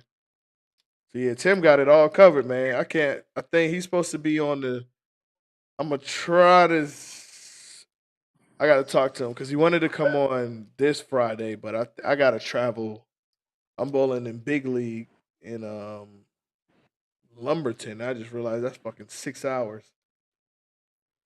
So I'm God leaving. damn. You Yeah, I going didn't. well? Yeah, Lumberton, North Carolina. I did not realize it was that long. So Damn. Dre is having Flash Weekend, and it's only 2 hours from Greensboro. So I'm thinking about going Friday to Greensboro, stay the night there, and then going to Lumberton in the morning. So I ain't gotta take that 6 hour drive all at once. But um Or I'm just gonna go up Friday, maybe to some. I don't know. Yeah, I gotta figure this one out. Yeah, I didn't. It's one of them things I didn't even realize it was 6 hours until after I already committed.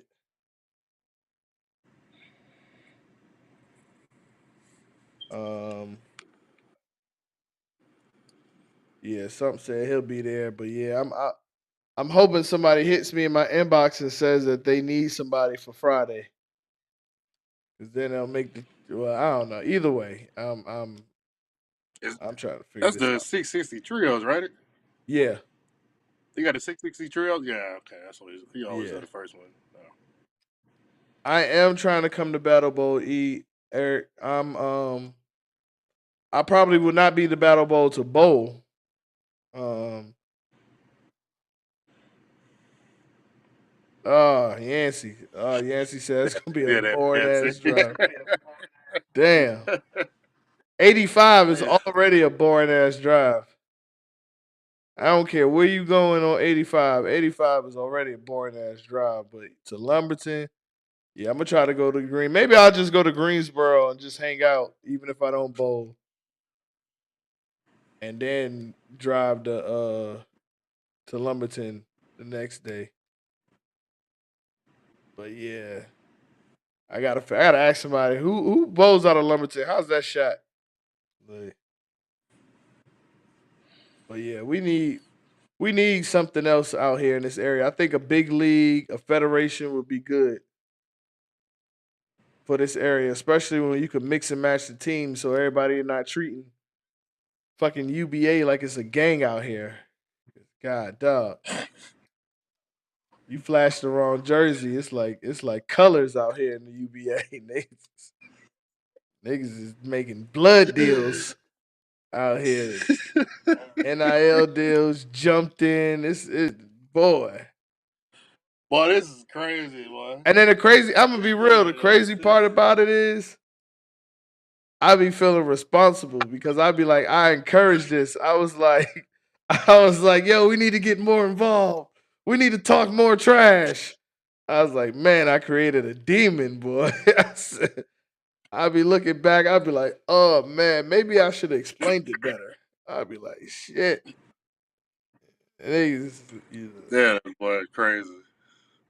it's boy, it's getting dangerous out here. That's crazy. It's really is getting dangerous out It's here. getting dangerous out here. I love it, but Oh yeah, it's it's getting dangerous out it's here. getting a little dangerous out here. Right. We right. We all seen the video. It's getting real dangerous. Yeah, it's getting real dangerous out here. Yo, people leaving teams.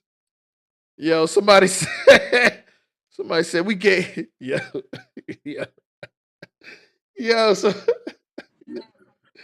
yo, somebody heard Donnie left. Somebody said we gave that motherfucker bowler of the year. He left. Oh, damn. Oh, he did get bowler. Yeah, I did see that. I say, yo, they are pissed. I say, yo, Not getting bowler of the year, then he leave, y'all. yo. I say, yo, they are pissed. That's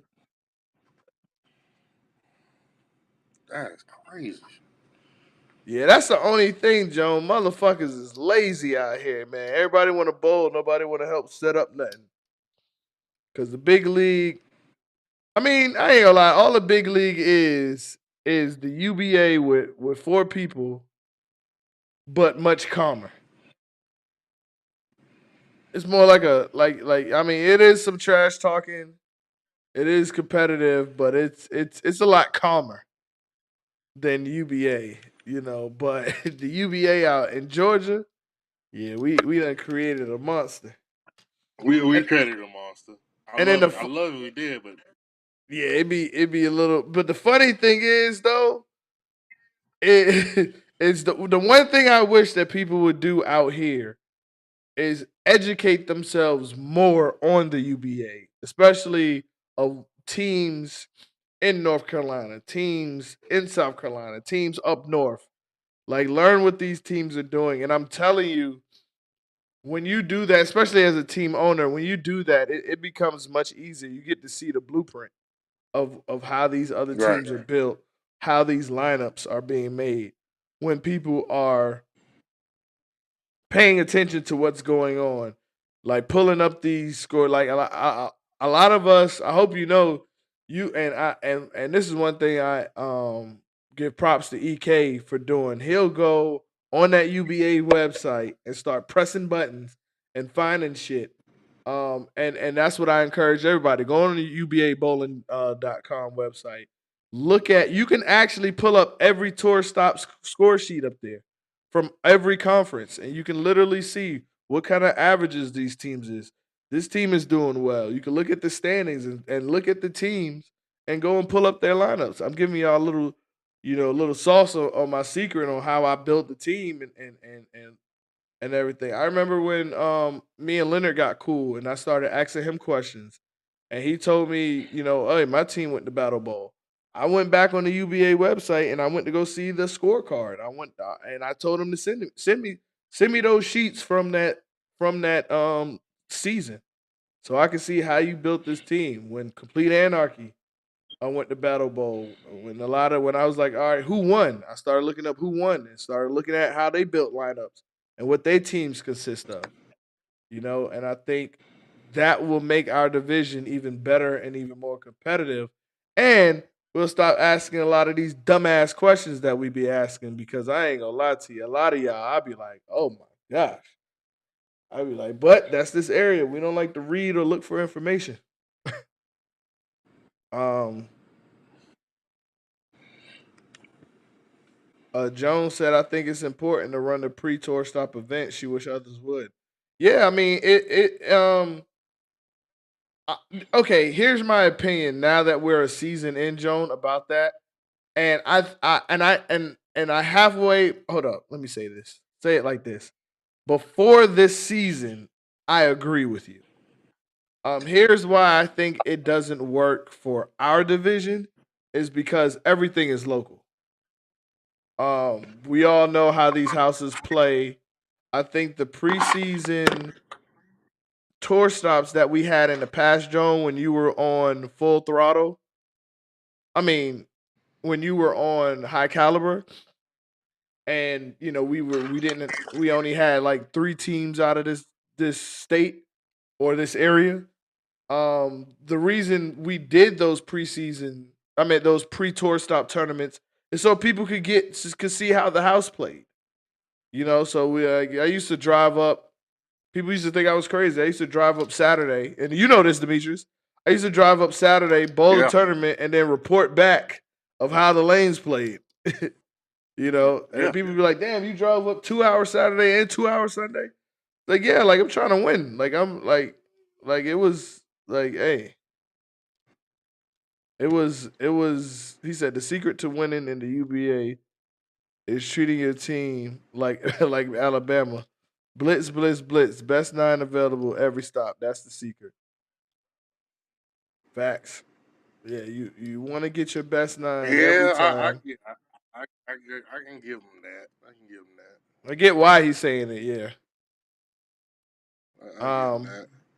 but two, like I'm not gonna lie, too. A lot of times, up until last year, up until this past season, um, I didn't do that because the UBA was new to us and we traveled. So I had to get the team everybody used to traveling.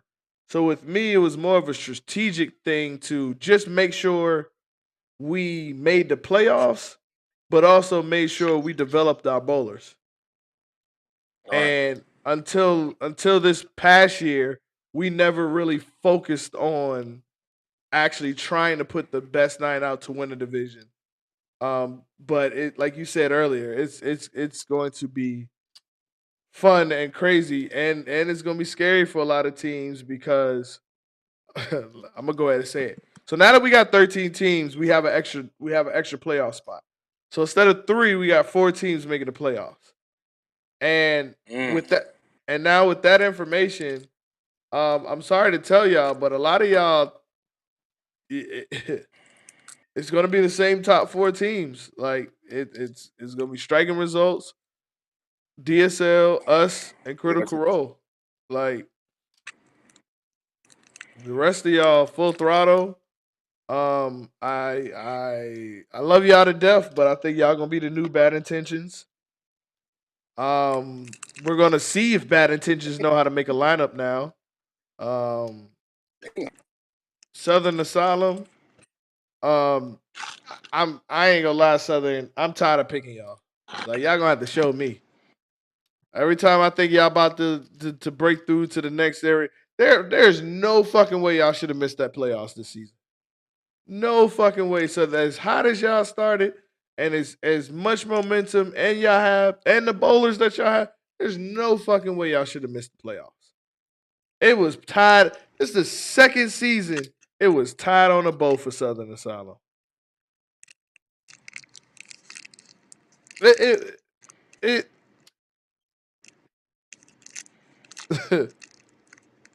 it. EK say Terry, with folks like you in the UBA, I always have a place to bowl. That's crazy. But yo, like Southern, there was no that playoff spot was because we struggled. Critical Role struggled early in the year, and then Critical Role just drunk Michael's secret stuff, and they went crazy toward the end of the year. But now that we got four spots, and a lot of these experienced teams now know what it takes and know what it's going to be like bowling at the local level, because you know this. I tried to warn us in our chat in the beginning, like, yo, just because we're local, don't take this shit for granted. Everybody bowls at these houses. And, I preached that a lot this season. And it was an adjustment bowling on. I think we got a little too comfortable, with it being a home. Like I think a lot of Yeah, time. What'd you it say? was definitely an adjustment. I didn't take it as, oh, I'm just being at home now. Yeah. I think it was an adjustment. Now you added in, because you added in Northcross, you added in Mm-hmm. Woodstock, you added in Roswell, and now you just come to these new houses. Like, I don't even think they take lead bowls, to be honest with you, but now you come to these new Norcross houses don't. like, oh, Yeah. yeah, Northcross, and then that was a weird one for me, because I ain't been Yeah. Northcross in years. That was kind of a new one for me, so I'm like, okay, so we kind of we kind of know what's going on now. Yeah. I think this year was just probably an adjustment year, and now we see what's about to happen. Yeah. That would be all right. And even and a lot of people don't understand too. Like the adjustment is not necessary bowling. It could be up here. Yep. Like it mental. Like because sometimes you get too cocky. You be like, hey, we got some of the best bowlers. We know these houses, and you get too relaxed. And like some said, sometimes you get too relaxed and your game don't show up because like we lost I think four stops by less than 30, 35 or less. That's a spare. So Yeah. That's a couple that's spares right there. yeah, that's being a little too comfortable. So with us struggling, Critical Role, they they had their struggles early, and then they came on at the end, um, full throttle. They cheered very loudly and hard for themselves. And then you had the ones who was about as delusional, like the ones like Alex is so delusional. He should be locked up at and what is it called? In Gotham Asylum. Like he up there Yeah. like Yeah. he I was like just about to he say, I was thinking about that. he got a cartoon delusion. Like he like he's a bad guy in a Batman show. Like delusion man. Like he throws people in grave confusion with his confidence, and because it was it was so funny. I was having like I was helping Alex a lot this season, so we would have these conversations, and he would ask me about the playoffs, and then another like it would lead to him having an idea of what kind of lineup and how many people he was bringing to the playoffs. So we are having this conversation, and I'm answering these questions, and then I just go, wait a minute, nigga, y'all not making the playoffs. Why am I asking, like, why am I having this discussion with you? Why am I wasting my time? You're not making, and he swore, like, for a while, he was so confident in making the playoffs that he was going to make the play. I sold into it and was like, Doug, you don't need to bring that many people to a playoff. Then I was like, wait a minute, you're not making the playoffs.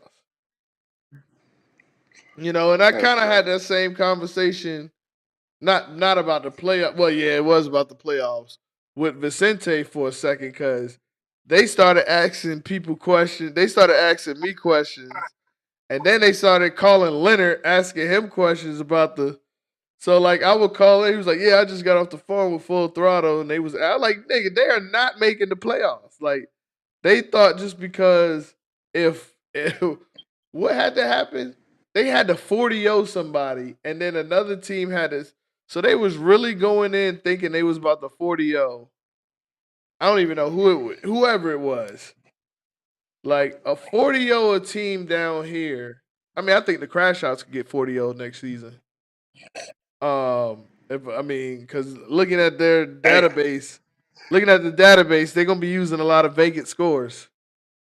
So, but I hope they can fund 9 people each tour stop because I don't want nothing to happen in our prize fund get a piece of chunk because with 13 teams, the division winner, this is gonna be a nice prize fund with 13 teams. Um, but yeah, they had to get 32, but it don't matter. Y'all wasn't making the playoffs. Even like y'all needed a high hell miracle to make the playoffs. And then he was telling me the people they were signing and everything. Um, and I was like, "Yo, Vince, y'all are gonna be ass next season. Like you're gonna be worse than what you was this season. Like it's um." Jones said we missed the wild card not just by the last stop, by some of the, but the facts still remain. Y'all didn't make the playoffs and was not going to make the playoffs. Yeah, I didn't see it. But and then here's the thing, like I keep telling Vince and y'all, like all of these shows are recorded and you can rewatch them on YouTube. Shout out to the rewatch game. I've never been wrong. like pull up when I've been wrong about these predictions and how I see our teams finishing. Like, like I haven't been wrong. Like, and losing. I know it's a running joke that y'all didn't lose 21 bowlers. Y'all lost 21 people. But they lost a lot of key people. Like, I mean, y'all gained some great bowlers that understand carpet support because they were the carpet. So I mean, I know you. So I think y'all gonna. I mean, I think somebody's gonna come up with some great chants for y'all. Y'all gonna be loud and excited. You saw the last stop. Michael Johnson was really getting into it at that Roswell stop. For at least for the first game. I was getting a little worried. Yeah. That was a little scary too. Yeah, that was a little scary though. Yeah, that was a little scary. I was like, but we're gonna have to call the ambulance. Yeah, that was that heart rate went up. Yeah, he was. That He was frame 4, and I'm yeah. Y'all need to. Michael Johnson. He was trying to will it, but y'all got to get that man some help. Y'all gotta get Mike some help. Yeah. Man, it Y'all was might just have to frame take. 4. I was still asleep. Yep. Y'all might have to take a book out of Hype Cartel and start recruiting. Alabama, Griffin. I don't even know if they got a bowling alley in Griffin. They might have to go to Toccoa, Jefferson. Wrong.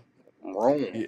Rome. There you go. Yeah, y'all might need to recruit outside the box Don't because y'all got to get Mike some Dalton. help. Yeah, you might have to take a trip to Savannah. Hey, yeah, Nah, don't take a y'all, trip, Savannah. Don't do that. Don't do yeah, that. y'all got to get Mike some help. Yeah, Keep them down there. yeah, because I mean the bowlers that y'all have, I mean it's documented. Take a page out of our book. Don't worry about necessarily. Okay. Oh, you know what? This is what I'm gonna do, and this was an idea, and I'm glad you on because you can help me out with this too. This is an idea I had, and I just remembered it to bring it on the show. Every team, I'm going to say what I would do, and what I would have done the previous season to help them get better. So, since we're talking about Full Throttle, let's start there. So, Full Throttle, what I would do is I love the way that y'all are recruiting. But I will make sure that the people that I'm recruiting are here for the long term. Because we already know what happened in the past. You can't do nothing about it. Can't do nothing about bowlers who don't want to be there. But I will find and make sure the bowlers that are here for the team on the front of the jersey. And I will take a page out of our book. And if you're here for the long run, we're going to develop you. We're going to start showing up. We're going to have team practices. It don't have to be recorded. Nobody has to know about it because we are serious about getting better. A lot of y'all be practicing and you're not really practicing. You just want to record.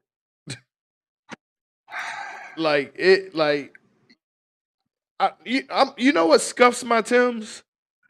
When somebody What's tell that? me they went to practice and they're telling me their scores.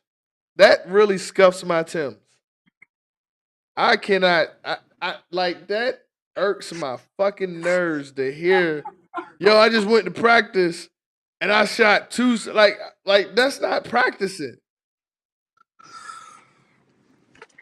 That really scuffs my Timbs. I cannot stand that shit. That's like being a basketball player and be like, "Yeah, man, I went to practice and scored 30."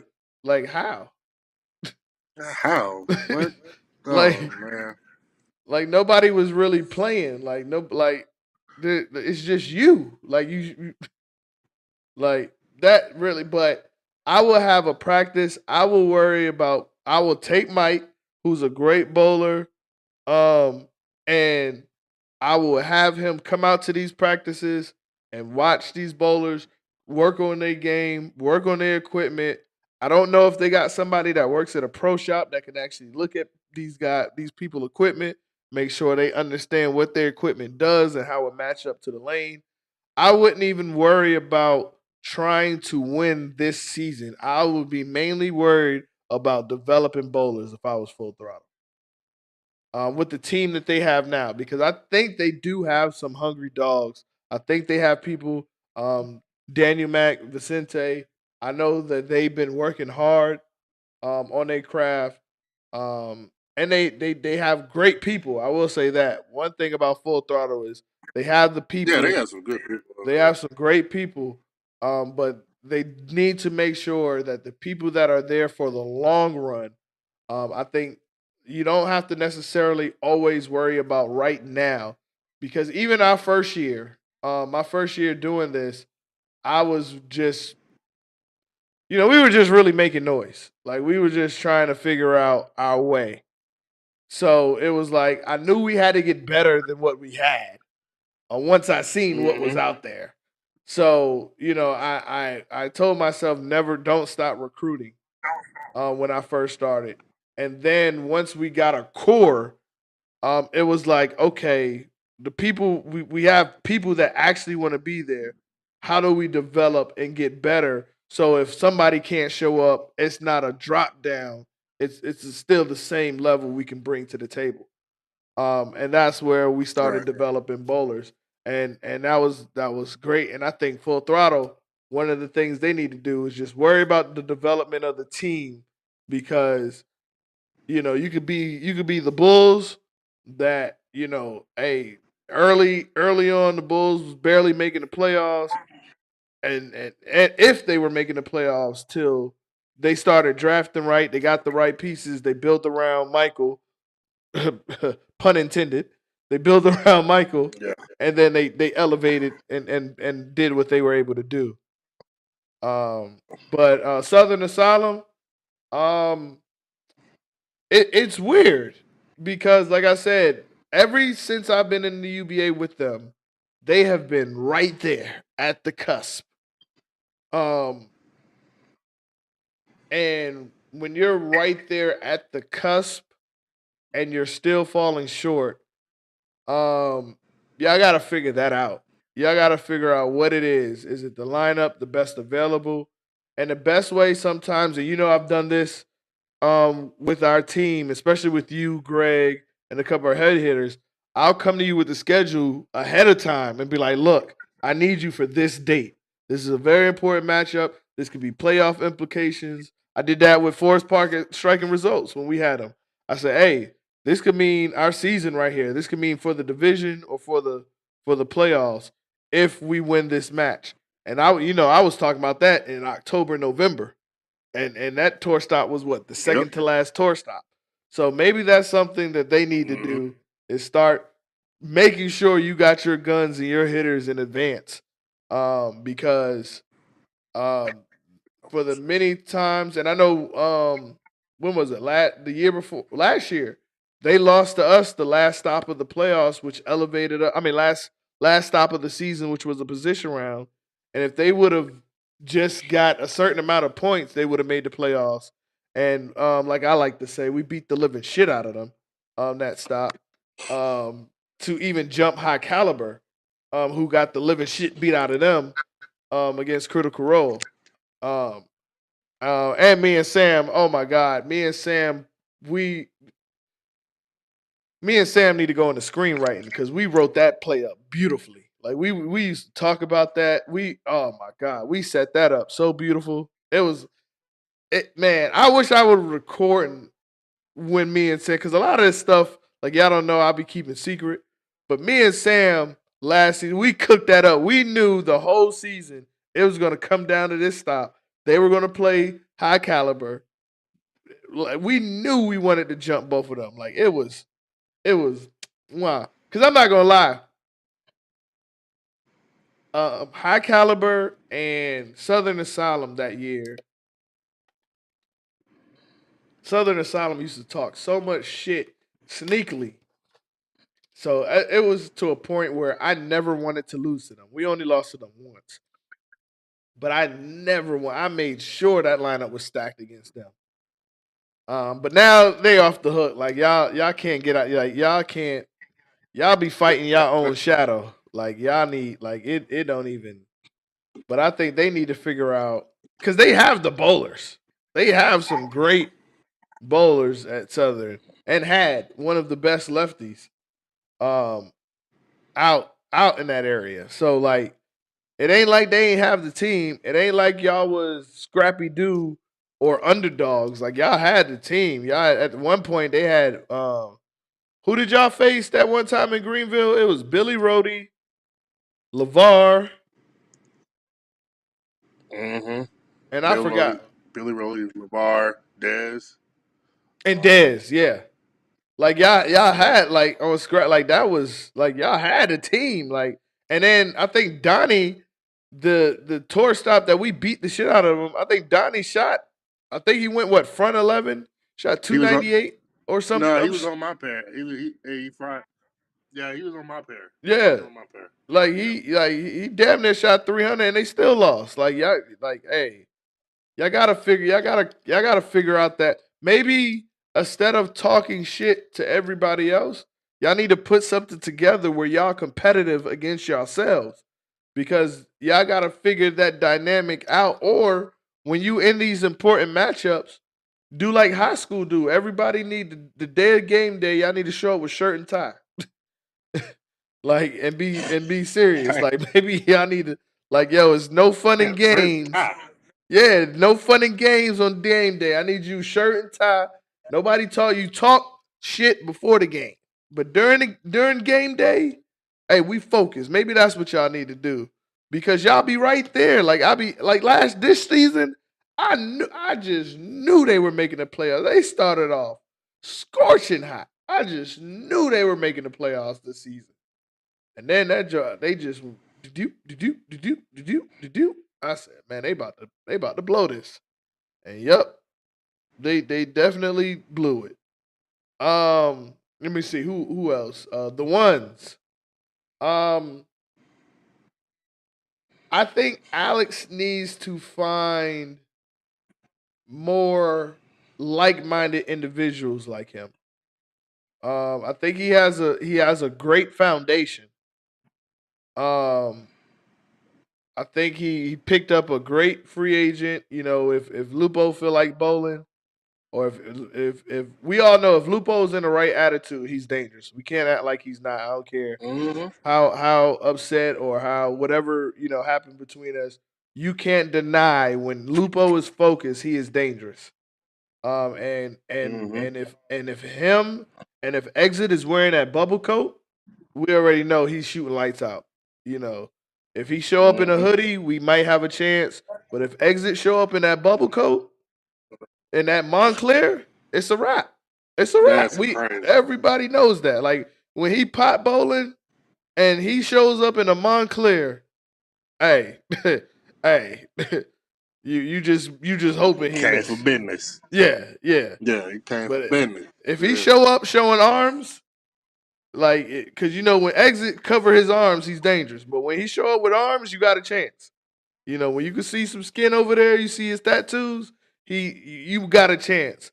But if he dressed like he working in the freezer section at Walmart warehouse, hey, it's lights out for you. Like you could cancel Christmas.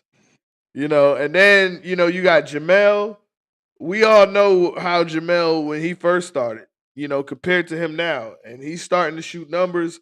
He's getting better. Jamel's getting a lot comfortable. He got a foundation. I know he recently just lost, which I was surprised. He lost Jordan Spencer. Jordan Spencer, I think, is going to death row. I was shocked about that, but I think he has a good foundation. But I think he needs to worry about the ones need to worry about same thing with Full Throttle. Developing bowlers, understanding the UBA, knowing how to put a lineup together. That's a big for a lot of you teams. You don't know how to put lineups together. And that's all I'm gonna say about that. Maybe one day when I retire and I say I ain't gonna do this no more, and I'll tell you what you make a mistake in lineups. But a lot of you don't know how to make lineups. And that is the reason why you lose. But Alex needs to worry about developing his team and understanding what the UBA is, and he's doing it. But you can't always worry. And I know this is going to sound weird, but being new into this, you can't always worry about winning. You have to, at some point, you have to worry about the little things because that's going to get you to those wins. Just like you got to be on that rebuild system. Yeah, but it's not necessarily rebuilding because just think about it. Like think about when Cleveland won their last title with LeBron. A lot of people don't realize what really set them over the edge was that trade with New York when they got J.R. Smith and Shumpert. When they got J.R. Smith and Shumpert. Like, so sometimes your pieces, where those, you have the team, but those little pieces, hey, I got a defender now. LeBron don't have to guard the best player. We got Shumpert for that now. LeBron don't always got to hit the three. he gonna be double teamed. Jr. We already know he a knockdown specialist. Like knowing your build, getting those pieces and knowing those roles will help you get those W's. So then now that you got those pieces, now you can worry about winning because you have the pieces of your team. And I think Alex just grabbed a whole bunch of people and just like we gonna win because we breathe oxygen, you know. like like dog, it don't work that way. Like They you don't work gotta that way, man. yeah, you gotta actually put some work in this motherfucker. Who else? Bad intentions. Once again, they're a team. They got great bowlers. You actually do have some good bowlers.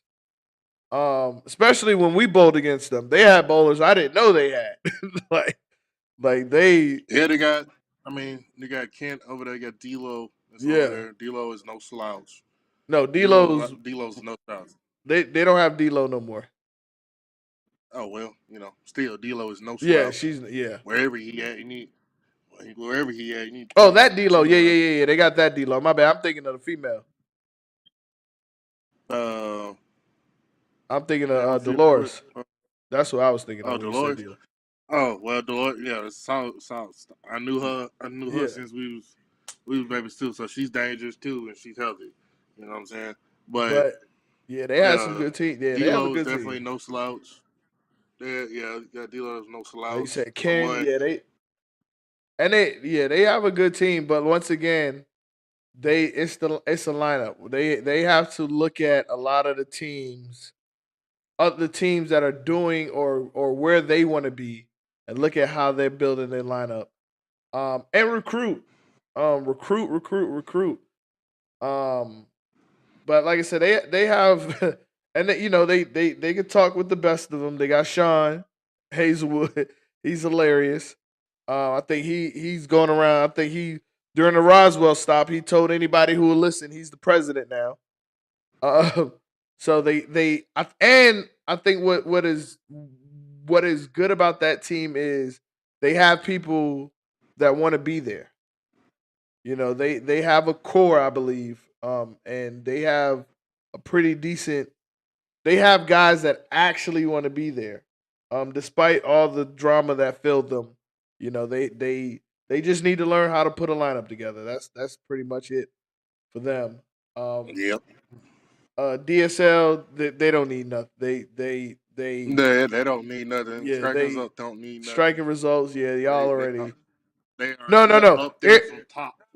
Here's and I told Daniel this, and I told Daniel this before we bowled them. I said, "Hey, y'all have a battle bowl team." I said the hardest job you're gonna have, and what you need to make sure is that you have these guys available. Is that you need to make sure that they understand the opportunity that y'all have this season to do. Because y'all have a battle bowl. I told them you have and people who watch the show know I've been saying this. They have a battle bowl team already. And I've been telling people in North Carolina this, South Carolina this, they're going to battle bowl and they have a great shot. Like they have a Yeah. team of shot makers. And Mm-hmm. my only advice to them is when you bowl these top teams is to make sure you have your bowlers available because we know they have a lot of tournament bowlers. They do. Mm-hmm. But who's gonna tell Daniel no? Who's gonna tell Daniel no? Daniel is low key a godfather out here. Daniel has a cult following, but he is humble about it though. He's a humble guy. But who's gonna tell Daniel no? So he just got to make sure that those guys are available. Um, who we got? Death Row. We I'm not gonna do a lot of the new teams because I don't know them. I don't know really. Let me see who else. EK said. Yeah, EK Uh, said. Julian ain't. Unfortunately, Julian ain't gonna be there. Which is still. I mean, Yeah, that's still. he I mean, won't be there, but still, that's still a dangerous team either way, bro. yeah, With Julian, without Julian, that's still a dangerous yeah. I team to wish. me. Yeah, I wish he was there. Hold on, let me see who did I? Oh, Southern Listics. Um. You could, that's the Well, OG team. Southern We can Listics leave is them alone. easy. Yeah, Southern We can Listics. leave them alone. My advice is the same thing. Learn how to put a lineup together because they have pieces now. Like the pieces that they were picking up as the season ended with Hodo and what's my boy name? Oh shit, forgot it. TJ. TJ. Like they got a decent lineup. They got a decent core, but they have to find an identity. They Yeah, don't they have gotta an find identity. yeah, they don't really. Yeah, I definitely with Derek and Hodo at the at the head of the snake. yeah, yeah, and that Yeah, and yeah, you got TJ solid. I'll Paulette's a Paulette. solid, Yep. great Then you got female. you got Darren. They just yeah, You you got got Dan, yeah, Darren, yeah, Darren, yeah, you got yeah, Darren. That's yep. another head of the snake. There, yeah, I would just say you have a core, you You got a have pieces. I feel like you need some more. Got Ken Burtwell, my bad. Ken. Yeah, Tara, yeah, you got that. They do got pieces. You do have a core. I think more so with them. you got to find an Cause identity. I'm not gonna lie to you. I really like that team. That's an OG team. Yeah, yeah. I really like that team. Those names you just called off, shit. I really wish they could change that name to the OGs or something like Yeah. that. Cause that's Because I'm all gonna tell you something. about all that.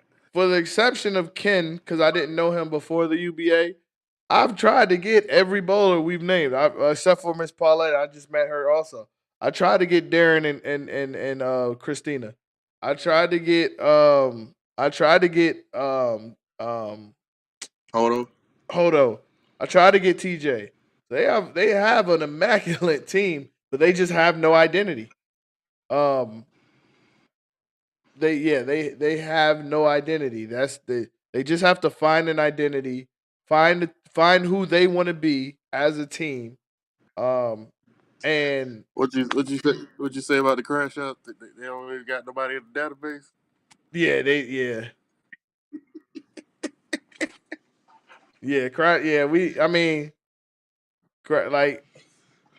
Like Terry, I give you $7 in a Snicker bar if you can name your top 12 bowlers.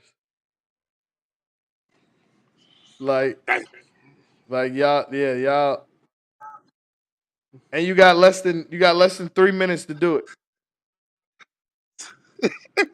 Oh my Like goodness! like you can't But I think like your but highest handicap, back to the thing. y'all best But one of back y'all most to consistent bowlers yeah, is gonna be named vacant. that's crazy word. like like You said cooked. Oh snap! Oh, damn. keeping our bowlers top But secret, back to yeah. Uh-huh. but Epstein files. back to back to back to that team. I really like that team. I really like that team. Yeah. I like the style. I also like the just the people that's in there. I like the fit with Hodo and TJ. Yeah.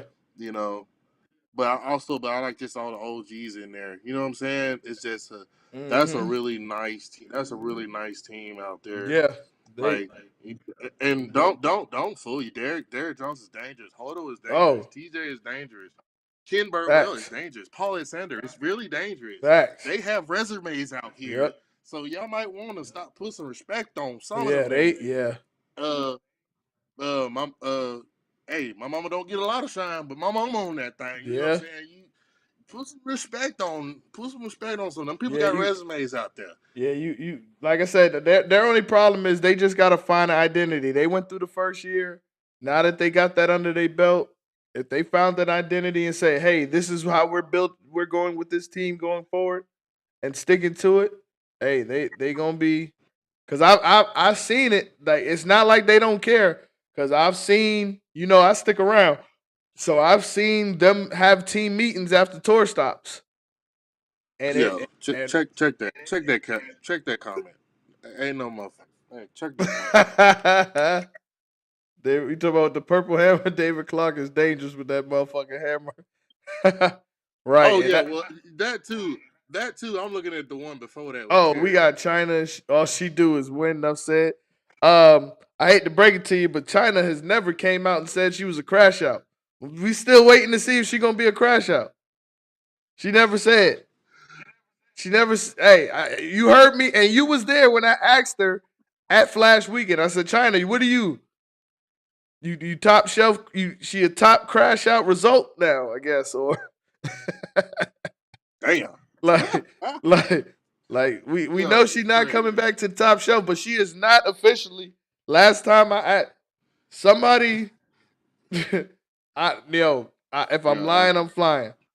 I was told somebody asked Chyna was she joining the crash outs, and she said she had to check the invoice first. Damn. Like that, hey. Business on your ass right there. Oh yeah, Yancey. They Southern Listics, New Jersey's is fire. The gold bowl Doritos symbol. Yeah, I like that. I just don't. Southern Listics. Who came up with that? Yeah, that sound like a OG so bad. Yeah, that I don't know what that means. That was one of those. That sound like a '60s R&B group. Yeah, something like. I mean, I really want them to be like some kind of, because you got Heart Cartel. What's that other cartel that's out? Paradise Cartel. Yeah. Like, I need them to come up with something with OGs. Like, I'm sorry, because that's why I think of that team. Yeah, really that's a fact. That's a fact. Yeah, I just think that's an OG team. I need y'all to stick with somewhere around OG. Don't say Southern OG because I don't like that either. I need you to come up with something else. Yeah, the Southern Listics is I like when I hear that, I just hear glitter jackets. Like I hear, yeah, that's like I just expect y'all to just show up in gold glitter jackets. Like Five Temptations, boy. Yeah. Like every strike, y'all gonna do a 2-step clap and a spin. Oh, like that's Southern Listics is that's. But yeah, I think find an identity, stick with it, and you got the team that can definitely make some noise. They definitely gonna be all right. Let me see. Who did we leave out? Who we left out? I think that was it, right? Let me. For the most part, we took care of. Did we take care of stuff? What's up with Top Shelf? What's that? Top Shelf. Once again, same thing as Full Throttle. You got to find bowlers that want to be there. When you find the bowlers that want to be there, then you can make an identity for your team. I think. I will also say this: you have to. Your owners have to get more involved. Freddie and Felinda, you gotta get more involved. And it's not just more involved when it fits you. You got to make it work. You got to make it work around your schedule. I've heard several times, several different players, several different teams. You done had two different teams in the 2 years y'all been here, and the common denominator seems to be y'all are missing too much. Y'all are missing too much. Too much of this is being delegated. You can't get bowlers if you don't seem interested neither. As team owners. Yep, that's true. Like you have to be more interested in this than your team is. Cause it just don't and if you think about it, we see a lot of team owners, but we don't see them a lot at these tour stops. Or when we or when we do see y'all late. It's after the first game and y'all just chill like you got the Jordans on, the hat backwards. You got this you got the glasses that Freddie got the glasses that change in the weather. So when we see you in the building, you can see your glasses transitioning from sunglasses to regular glasses. When you walk in the building, you walking in cool as a motherfucker, dog. You know, it's always hot in Georgia, so you got the towel over your shoulder. You know, like y'all be Hey, yeah yeah. Yo, y'all too cool when you show up. Like you got to be a little more serious, cause and not just against the top teams. Cause when y'all bowl us, y'all there on time.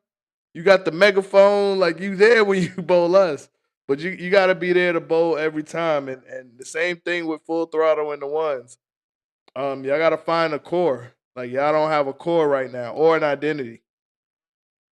Y'all got some young stars. Well, you had some young stars, but it's gonna be interesting to see what y'all roster look like next season because I think you and Top Shelf are gonna be the two bottom teams. I mean, yeah, I'm sorry, Top Shelf and Full Throttle. I think you're gonna be the two bottom teams, and if you're gonna be the bottom, then make sure that you are the bottom for a reason, and that's because you are building towards your future. But I don't. Top Shelf is probably um the team with the biggest question mark. It's a shame because y'all keep doing this. Y'all had a spark early. They were yeah, I'm about to actually say they started off hot yeah early. they had a spark They started early, off and hot. but like I said, the identity of the team because you had like you said, it's Freddie and Felinda team. Then you had Scott running it. Then you had Alexis there. Then like you got some young guys. You had Kamani, you had Scott, you had TJ, you had China. Um, and I'm gonna say this because I've said this before. And there's nothing wrong with what I'm about to say. Um, here's the problem with China. Being on a UBA team. And once again, there's nothing wrong with this, but China's going to do what's best for China. You need more people that is going to be team oriented, and until we see it, you know that you got to find bowlers that want to be here to represent the top shelf, to represent Jay Z and Foxy Brown on your jersey. You know, you got to have those bowlers that actually want to be there and actually want to see the team get well. Um, yeah, Terry, you can suck up to her all you want. If y'all don't have six bowlers, she's not coming to crash outs. Like, I can tell you that. Like, y'all got, hey, y'all, yo, y'all gonna be at racetrack. Be like, yo, anybody here ever threw a bowling ball? Yo, it's how that Y'all gonna racetrack, be a yo. quick trip trying to Quick find. trip with it.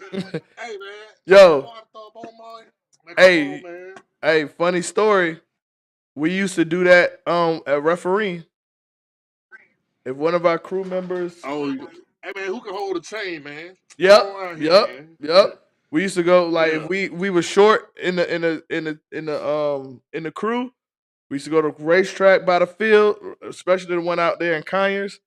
We used to, and the dude used to be like, "Yo, you got $1? No, but I can make you 20. Come on." And we used to take him around the corner, put a jersey shirt on him. Take him. We used to Yeah. put a referee shirt on him, put him at back judge, and the only thing you got to do, you ain't got to throw. We ain't give him no flag, no whistle, no nothing.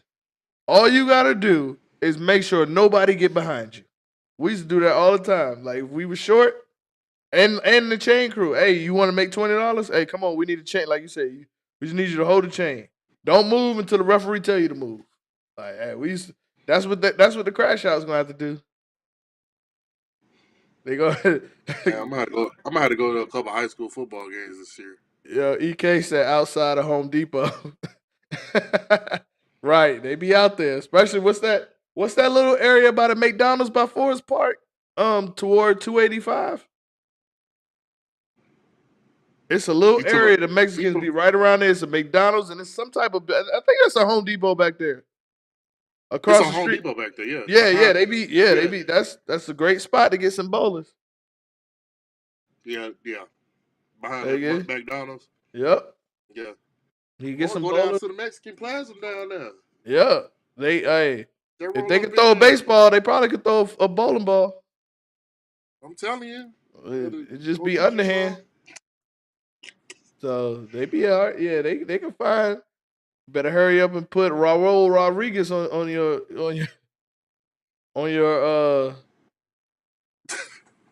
It's fast. on your roster. It's bad, Terry. Yeah. Yo, He said it. I'm still gonna win. Man, Terry crazy, man. Coach Whitney, what up, Whitney? He said owners have to work. Top shelf owners have to work on some stuff beyond UBA first and foremost. Then it's either delegate your authority or take control and run a team. Knowing how to communicate is a must. That's a fact. But like I said, when Scott was running the team, they was winning, and then it got crazy over there because Scott was controlling the team. They were winning. Then Scott left the team and then came back. It got weird over there for a second. And then he must have pulled LeBron. Yeah, but then the crazy part is when you look at them, they got Tyler, who can throw the ball. They got David Lee, who was probably their most consistent bowler. Like David Lee don't say nothing, but will whoop yo. Like before you look up, he on the front seven, and he ain't even say. You don't even hear him approaching. Like David Lee, I don't even like. You barely see him walk. He just appears. Yeah, David Lee Like is very. he is so and he got the most. Him and Daryl Fields got the most finesse game. Like the ball don't go too fast, but it like you said, it knocked down 10 though. Like it knocked down 10. David Lee could be bowling in the 10th, and his last ball he would throw it, clean his stuff up, and put it in the car before the ball strike. That's how slow but it works. It works. It works. Dangerous. And then I don't care what nobody say. I hate bowling with Roger. I hate bowling around Roger because that motherfucker be straight. He do every goddamn thing. That man be doing brackets. That man be cooking in the kitchen. That man be ringing people up at the counter and will come and just strike and then disappear again. Like, I'll be like, God damn, Roger. And then not only that, first of all, hold up. Let me see if I can put this on the screen. I gotta find this. I hope I still have it. Why are we talking about mental Roger? Focus though? That's mental focus right there. Roger, I'll be like, yo, this dude is dangerous.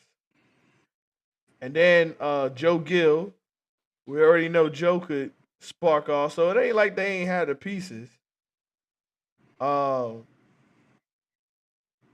If TJ, Dwayne chill. If TJ and what's his name? If TJ and Jacob is very similar. If y'all worry about striking more than y'all worry about I found it. I found it. Hold on. Dwayne said Roger don't have them baggy pants in a big jersey. He ain't worried. Man, Roger. That boy dangerous. Roger used to wear that same Georgia shirt.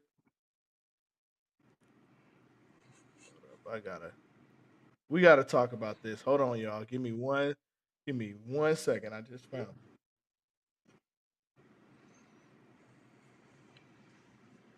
It's gonna come in crazy, but we gotta talk about it.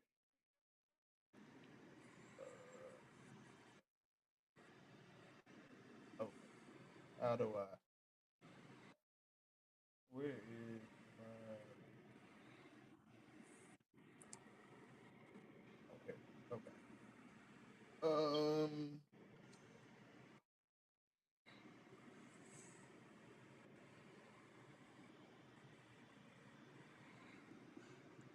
we Cheers, Jacob. You don't gotta bring up. give me 1 second because we got to talk about this, y'all. I said it before in the show, but we gotta address.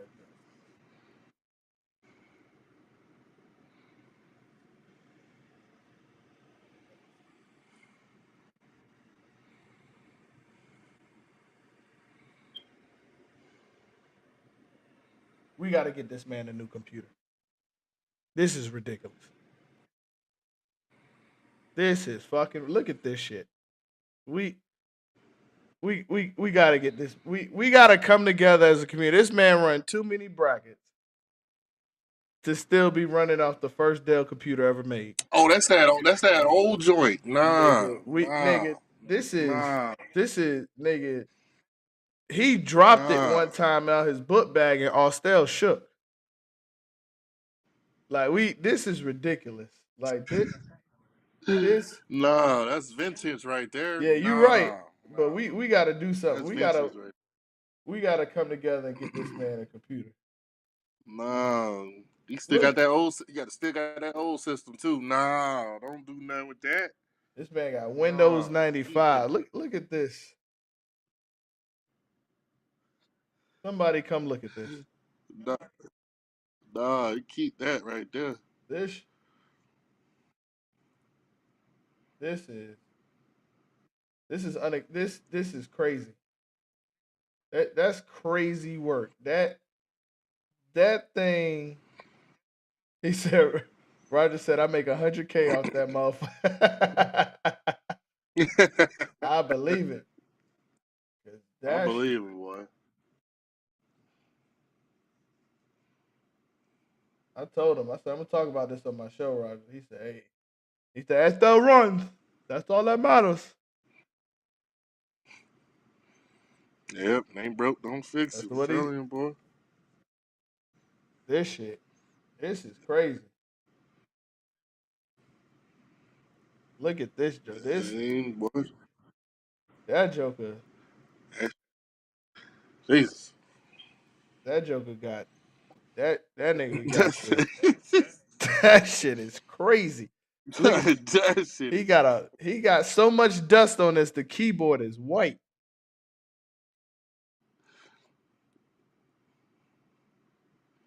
This Joker is.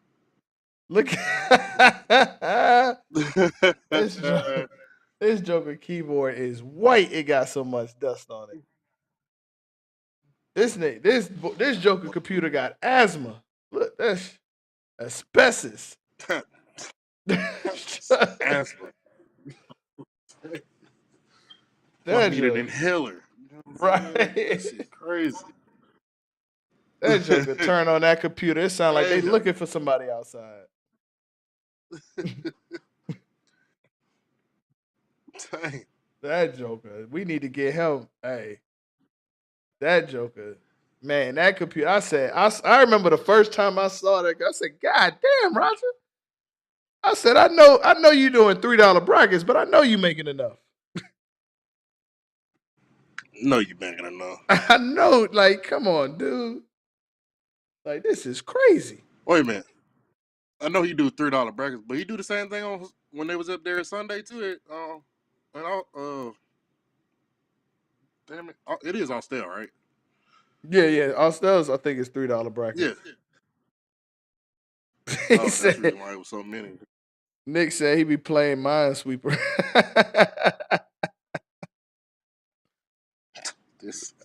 That Joker. Damn. That computer first. But yeah, they got Top Shelf got some bowlers. Like Coach said, you have to communicate. You gotta show more interest. You gotta want it more than your team wants it. Because great leadership shows within your team. When it's all said and done, and you can tell which team has a core. And we can go into critical role real quick, because it's hard to say because you don't really hear much. gotta respect Critical Role because, of course, being in the bowling alley, you see things, but you don't see much mess coming out of there. Sam, I think one thing about me and Sam and the people who run DSL is we're straightforward. You're not gonna get too many. You're not gonna get too many. I think you're gonna get it straight cut and dry. We're gonna be honest, and it's not coming out of hatred or any malice. It's coming out of love, in order to make the team better. So I think Sam does a great job, and the leaders do a great job. Yeah, I mean, you got to understand, every team has the same problems. It's just how some teams, the problems are are greater because they don't have an identity. Um, and Sam, one thing about Sam, especially that I seen this year, because I'm not gonna lie to you, the beginning of the season, I was like this close to counting them out. Like, oh, maybe they had some growing pains, and maybe they'll get it right for next year. But you can't deny the roster that Critical Role has. They have, Nope. from like from Panda, Definitely solid. Jabri, Panda, Abby, Tanel, Chris, Abby, Sam, Joe. Yeah, Joe. Like, we make fun of Joe all the time. Nina. But yeah, Nina now, Gotta yeah. put the little bully. And don't even forget Sam himself. Sam Yeah. can play. Yeah. Then they got Darnell, who can talk shit and throw the ball. Yeah, talk shit and throw a Yeah, straight good knuckleball in the pocket. Yeah. You know what I'm saying? Yeah, he ain't giving you nothing. He down and in. He gonna go down. Hey, straight to the pocket. He do. Yeah. Yeah, that's what I Fred do. Flintstone, the black Fred Flintstone, right there, and talk shit while you doing it. So they have a great team. They my thing for my only advice for them would be, whatever y'all do in the year, y'all need to do. If you want to win a division, hey, just have a meeting and be like, whatever we doing, whatever is clicking for us to make this run at the end that we be making, let's try to put this together for all 13 stops, and we could potentially win a division that way. But if they're just in the business of, hey, we just trying to make the playoffs, and then whatever happens from there, then they're right on. I don't. It's now, especially now that we have 4 teams making and I told you, with the 4 teams, I think is always going to be up top. It's hard for me to say, with that roster that they have, that they're going to miss the playoffs. With 4 teams getting a nod, it's hard, So, but I think that's all the teams. Let me make sure I ain't forget what you said. Top shelf, we did them. Oops. A lot of the new teams, Death Row, I think they'll be all right. I think because they're a team very similar to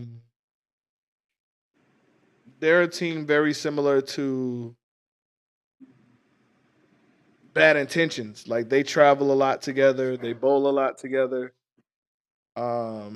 They go to different events. Ty has already been developing a lot of those guys well before the UBA. Way before. Way before the UBA. So Ty has been developing a lot of those bowlers. So don't get it twisted. They're not coming, to play.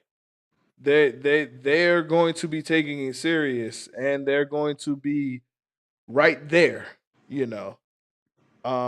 I think they're going to be dangerous more next year than this year, once they get that under their belt, once they get their core established, once they get their identity established. They're, and I'm interested to see Ty in a vocal leadership role here. Because it's easy to be a vocal leader when it's just us. Now that I don't put us out in Front Street, and now I gotta be that vocal leader. Can you do it?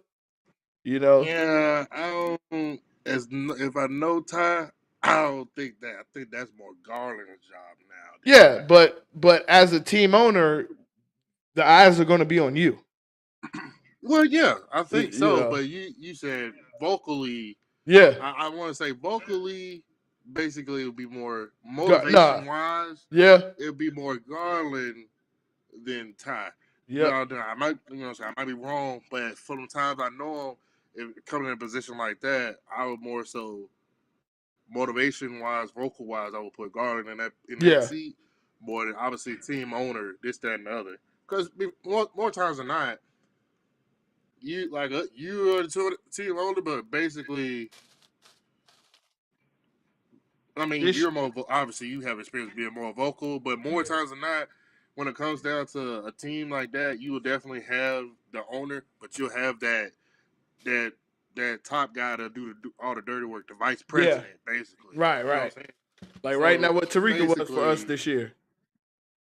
yeah, basically like Tarika was. She was basically the vice president, doing the dirty work, let them jokers have it. You know what I'm Right, saying? Yeah. right. So I'm trying to find my charger. Tablet about to die. But and then speaking of that too, I could go into look at here. I can go into us. Because saw irked my nerves a little bit. Oh, something I saw irked my nerves, and I would go into the outsider, and it's I'll tell y'all what I would fix with what happened with us, and we've already really talked about it. Like I said, I think we just took it a little too lightly this season in our. I think we were overconfident. Let me say it like that. And I think we need to take respect. And I always say this: respect your competition. And I don't feel like we did a good job of that this year, because we thought it. Like I said, we thought it was local. We thought, we didn't execute like we thought. We played way too relaxed and underestimated that everybody bowls at these houses that we bowl at. that I want to say is a combination of a lot of things.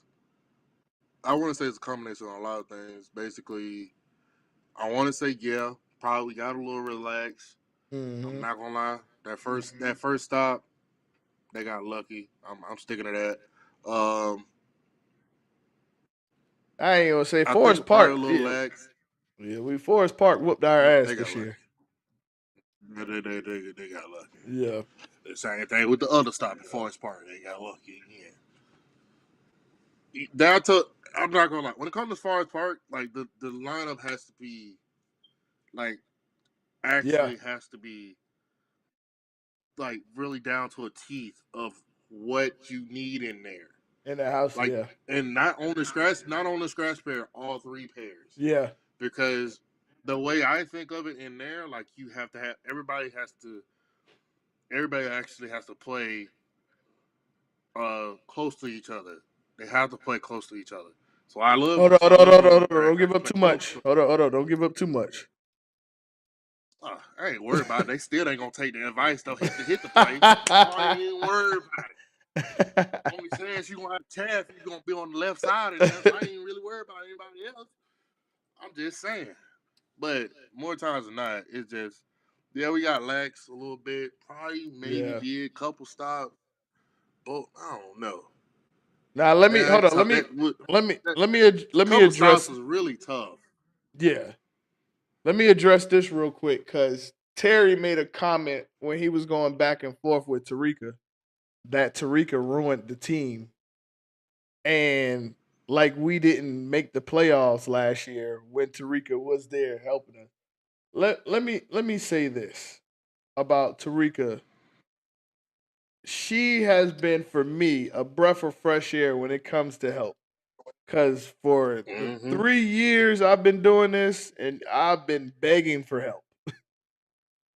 And for somebody to step up, don't get me wrong, Daryl and Marvell was helpful, They just aren't as computer savvy, and male bowlers respond to female bowlers better.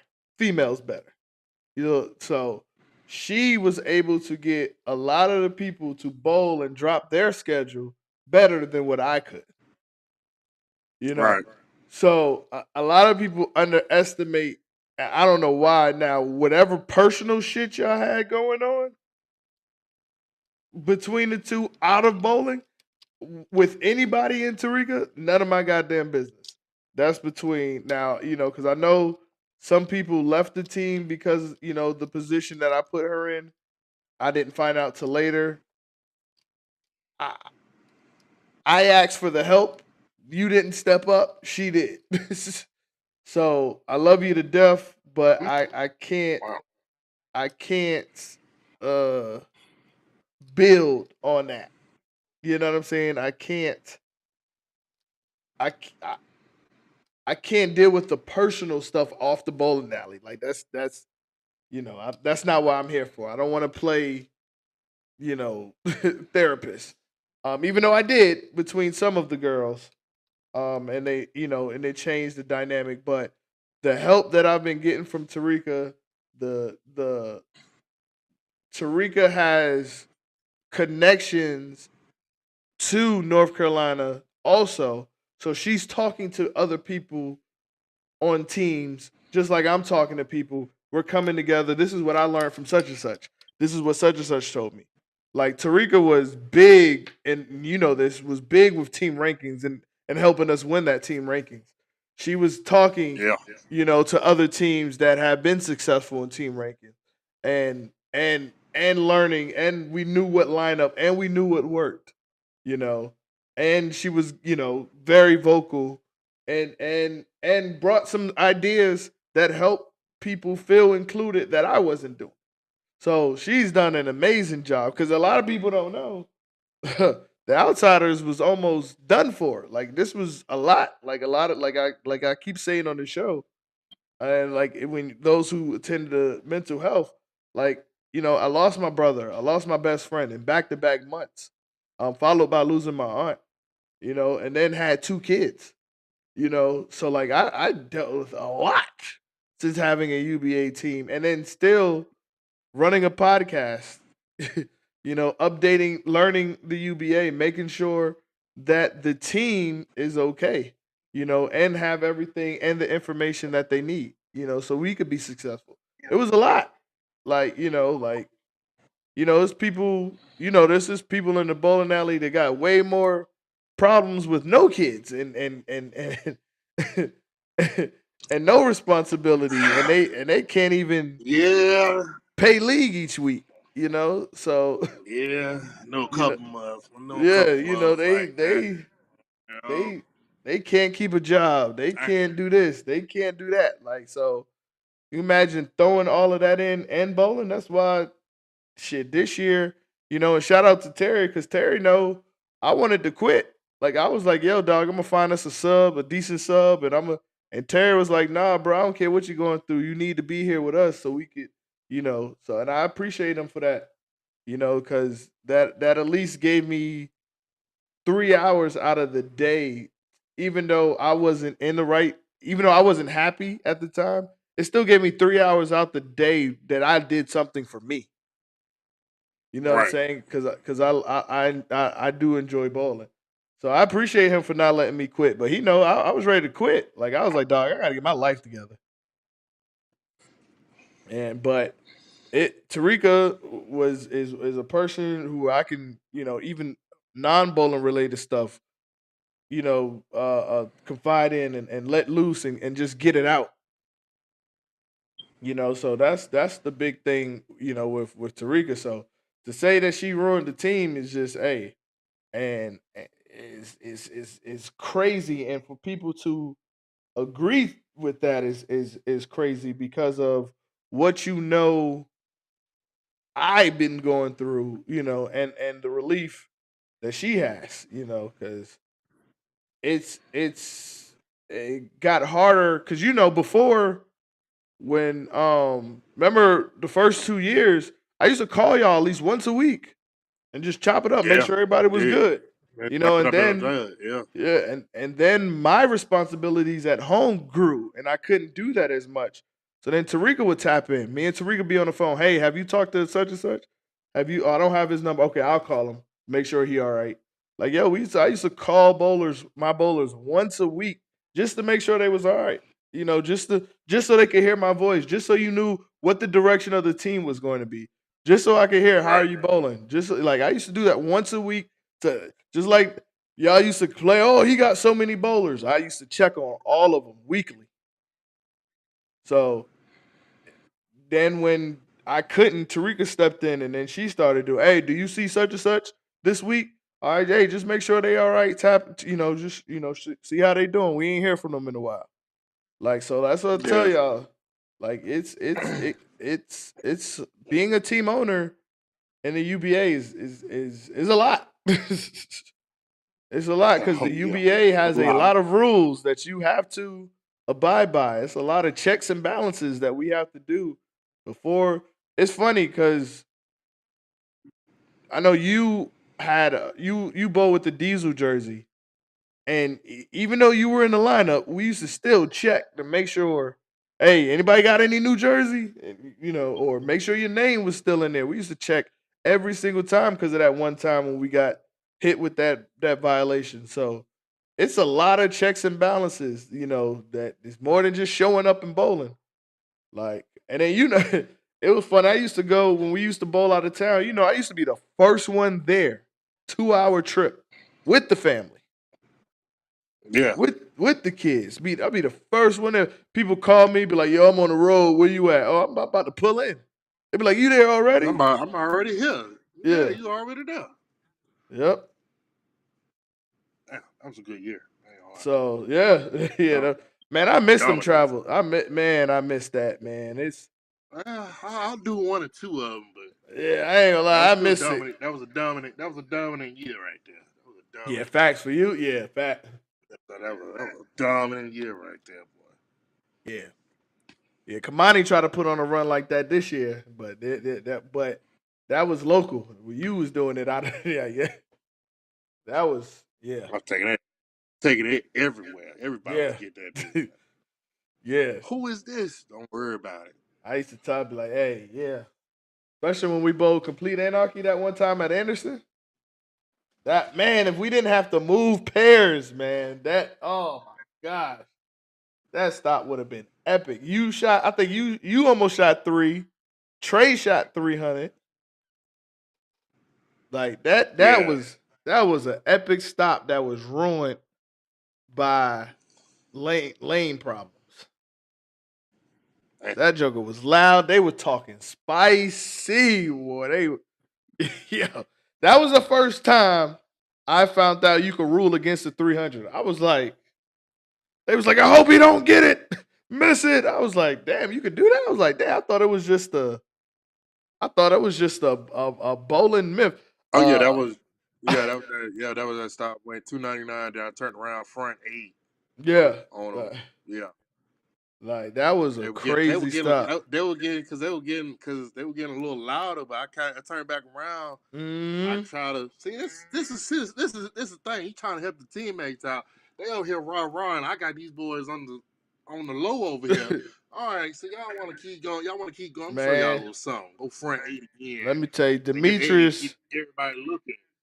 Demetrius You know what used I'm to saying? That shut down a lot of shit. People didn't know Demetrius at the time, and I used to talk code out, and they didn't know us. And man, when this man would come out and practice, oh boy, that yo, was a dominant. Yeah, we used boy. to come out and Jesus. practice, and they'd be like, "Yo, who is this?" I tell me like, "I told y'all you could hear him." And and here's the crazy part that a lot of y'all don't know. I used to put him on handicap to scare him too. he used to be, Yeah. yo, he used to be on a I was on handicap. handicap too. Yeah. He'll he roll used, over with me. Hey, I need you on the handicap back. Cool. yeah, he What's used to be up? on a handicap. I used to put him on a handicap pair just to fuck with people, Cool. just to fuck with they Yeah, mental. cool. Like Yeah. y'all already know when you could hear Demetrius strike in the parking lot. Y'all already know. Like when Yeah. they used to see him, they used to be like, "What?" Yo, remember that? Yo, you was in that high caliber stop where Yes, I we was. where it was at Lilburn where they Yes. switched the bowlers after I told them not to, and we lost them point. We had to go with zeros, and we still ended up in a 20-20 tie. Yeah. And I think you went front 11 one of those games Yeah, I did. Hmm. on the handicap one pair. Yeah, on Amazon. Yeah, it was on on handicap handicap one. one. Yeah, yeah, And I then did. I Lupo shoot. Lupo got hot. He was on scratch. He got hot. Yeah, he got. Actually, no, I was on. No, you No, was I on was on. I handicap. was on handicap one. Yeah, you was on Yeah, I was handicap on one. handicap one. Yeah, I was. I was. Cause I think I shot probably like 2-0. Then I turned around. I think front. Yeah, I shot Yep, 299. yep. Yeah. And then we had the girls. They swept their pair. We had the girls on handicap But too. yeah, they swept. They paid on the last cut. Yeah, I remember, yeah, I would definitely remember Yep. And that. Yeah, I would definitely remember. Ty started Yeah, talking I shit because he remember was that. on high caliber at the time. He started talking shit. They subbed him in, and and them girls still whooped his ass. Yeah, I remember that now. Yep. Yeah, now yeah, I remember that stop now. Yeah, We we was on the way at on the high Yep, end, yep. We was on way the on the end, high and I end. thought Yeah, when we put on zeros, I just knew we was gonna get. I was stressed. I went outside, smoked. I was like, all right, let's go back in and root them on. And they jokers said 20-20 tie. We lost by 400 I, pins. It ended in a 20-20 tie. I, I That told you was I got you. Don't worry about that it. was crazy. Yo, what's the fate? K. I ain't never seen Casey mad. She was pissed. She was pissed. That was tough. Who profile pic? Who's the one you talking about? I'm trying to God. figure out myself. What you talking about? But yeah, we got it's 1:30. Shit. All right, let me go wrap this up. Appreciate you for coming on. Anytime you want to come on, man, you know what to do. Same thing. Oh yeah, cool. I got you. Well, now that you got some new phones and stuff, Well, or I new got to get a new iPad. phone. I'm waiting on my new phone. Yeah, you got. So Yeah. for those of you who don't know, who keep asking me that I get a new phone yet. The weird thing is I have the 1 terabyte iPhone, and it's on back order. So Oh, they don't got none of them. yeah, so it's on. So I Nope. broke my phone, but it's Nope. on. It's on back order. So I'm waiting. Yeah, you.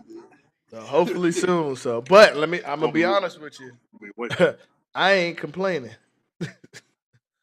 It is, yeah, it is joy sometimes not to Peaceful. have a what? There is a It's joy peaceful. not to have a Yeah. phone. I ain't gonna lie to you. Oh, you talking about Nick Weems Pro? He just changed it to a duck. But what y'all got going on around here? Boy? I need y'all to chill out. I need y'all to Yeah, right now the chill out, iPad go is to my sleep, phone. something. Yeah, he got a But duck or something. he got a chicken or something. What is Yeah, that, what boy? is that? Man, y'all need to Yeah, hold on, go hold to on. Why sleep or the something, he boy. got a duck with cornrows? That's what I'm he got saying. Like, what is he that? got yo, it look like Shamar Moore off of Diary of a Mad Black Woman. Damn. Man, boom, yeah. That- That shit. but all right, man. I appreciate you for coming on. I appreciate everybody for watching. If you just tuning in, make sure you definitely hit the rewatch. Shout out to the rewatch game. It's gonna be on YouTube. I'm gonna repost it. Um, I gotta get with Tim because we gonna put Tim on to talk about the bowling champ. Um, if I don't bowl, what's the face? I'm gonna just take my equipment with me and I'll do the show in the room. Um, in the hotel room. We'll take it on the road. And also be on the lookout. I'm trying to have a Q&A with the tournament directors with Sue Hill from who do the Orlando Jams, Dougie and Dre. So people could come on, ask their questions, and we could discuss, how tournaments is ran and stuff like that. And they can give their advice on running tournaments on how they do it for future people, future tournament directors. But Yeah, who trying to um, run their first one? Yeah, like we appreciate the effort, but here's the blueprint. And remember, I'm gonna be preaching this. Go to your USBC, take a friend, and tell a friend to bring a friend. That way, we can get the people that we want in there to help make the decisions and make the game better, like we want to. But we just gotta show up to the meetings. That's all. Just show up, vote, get these people in at the local level. That way, we can get them in at the state level, and then we can really start making some changes. But y'all have a good night. Appreciate you again, my dog. I'm about to go to bed. Same here, so.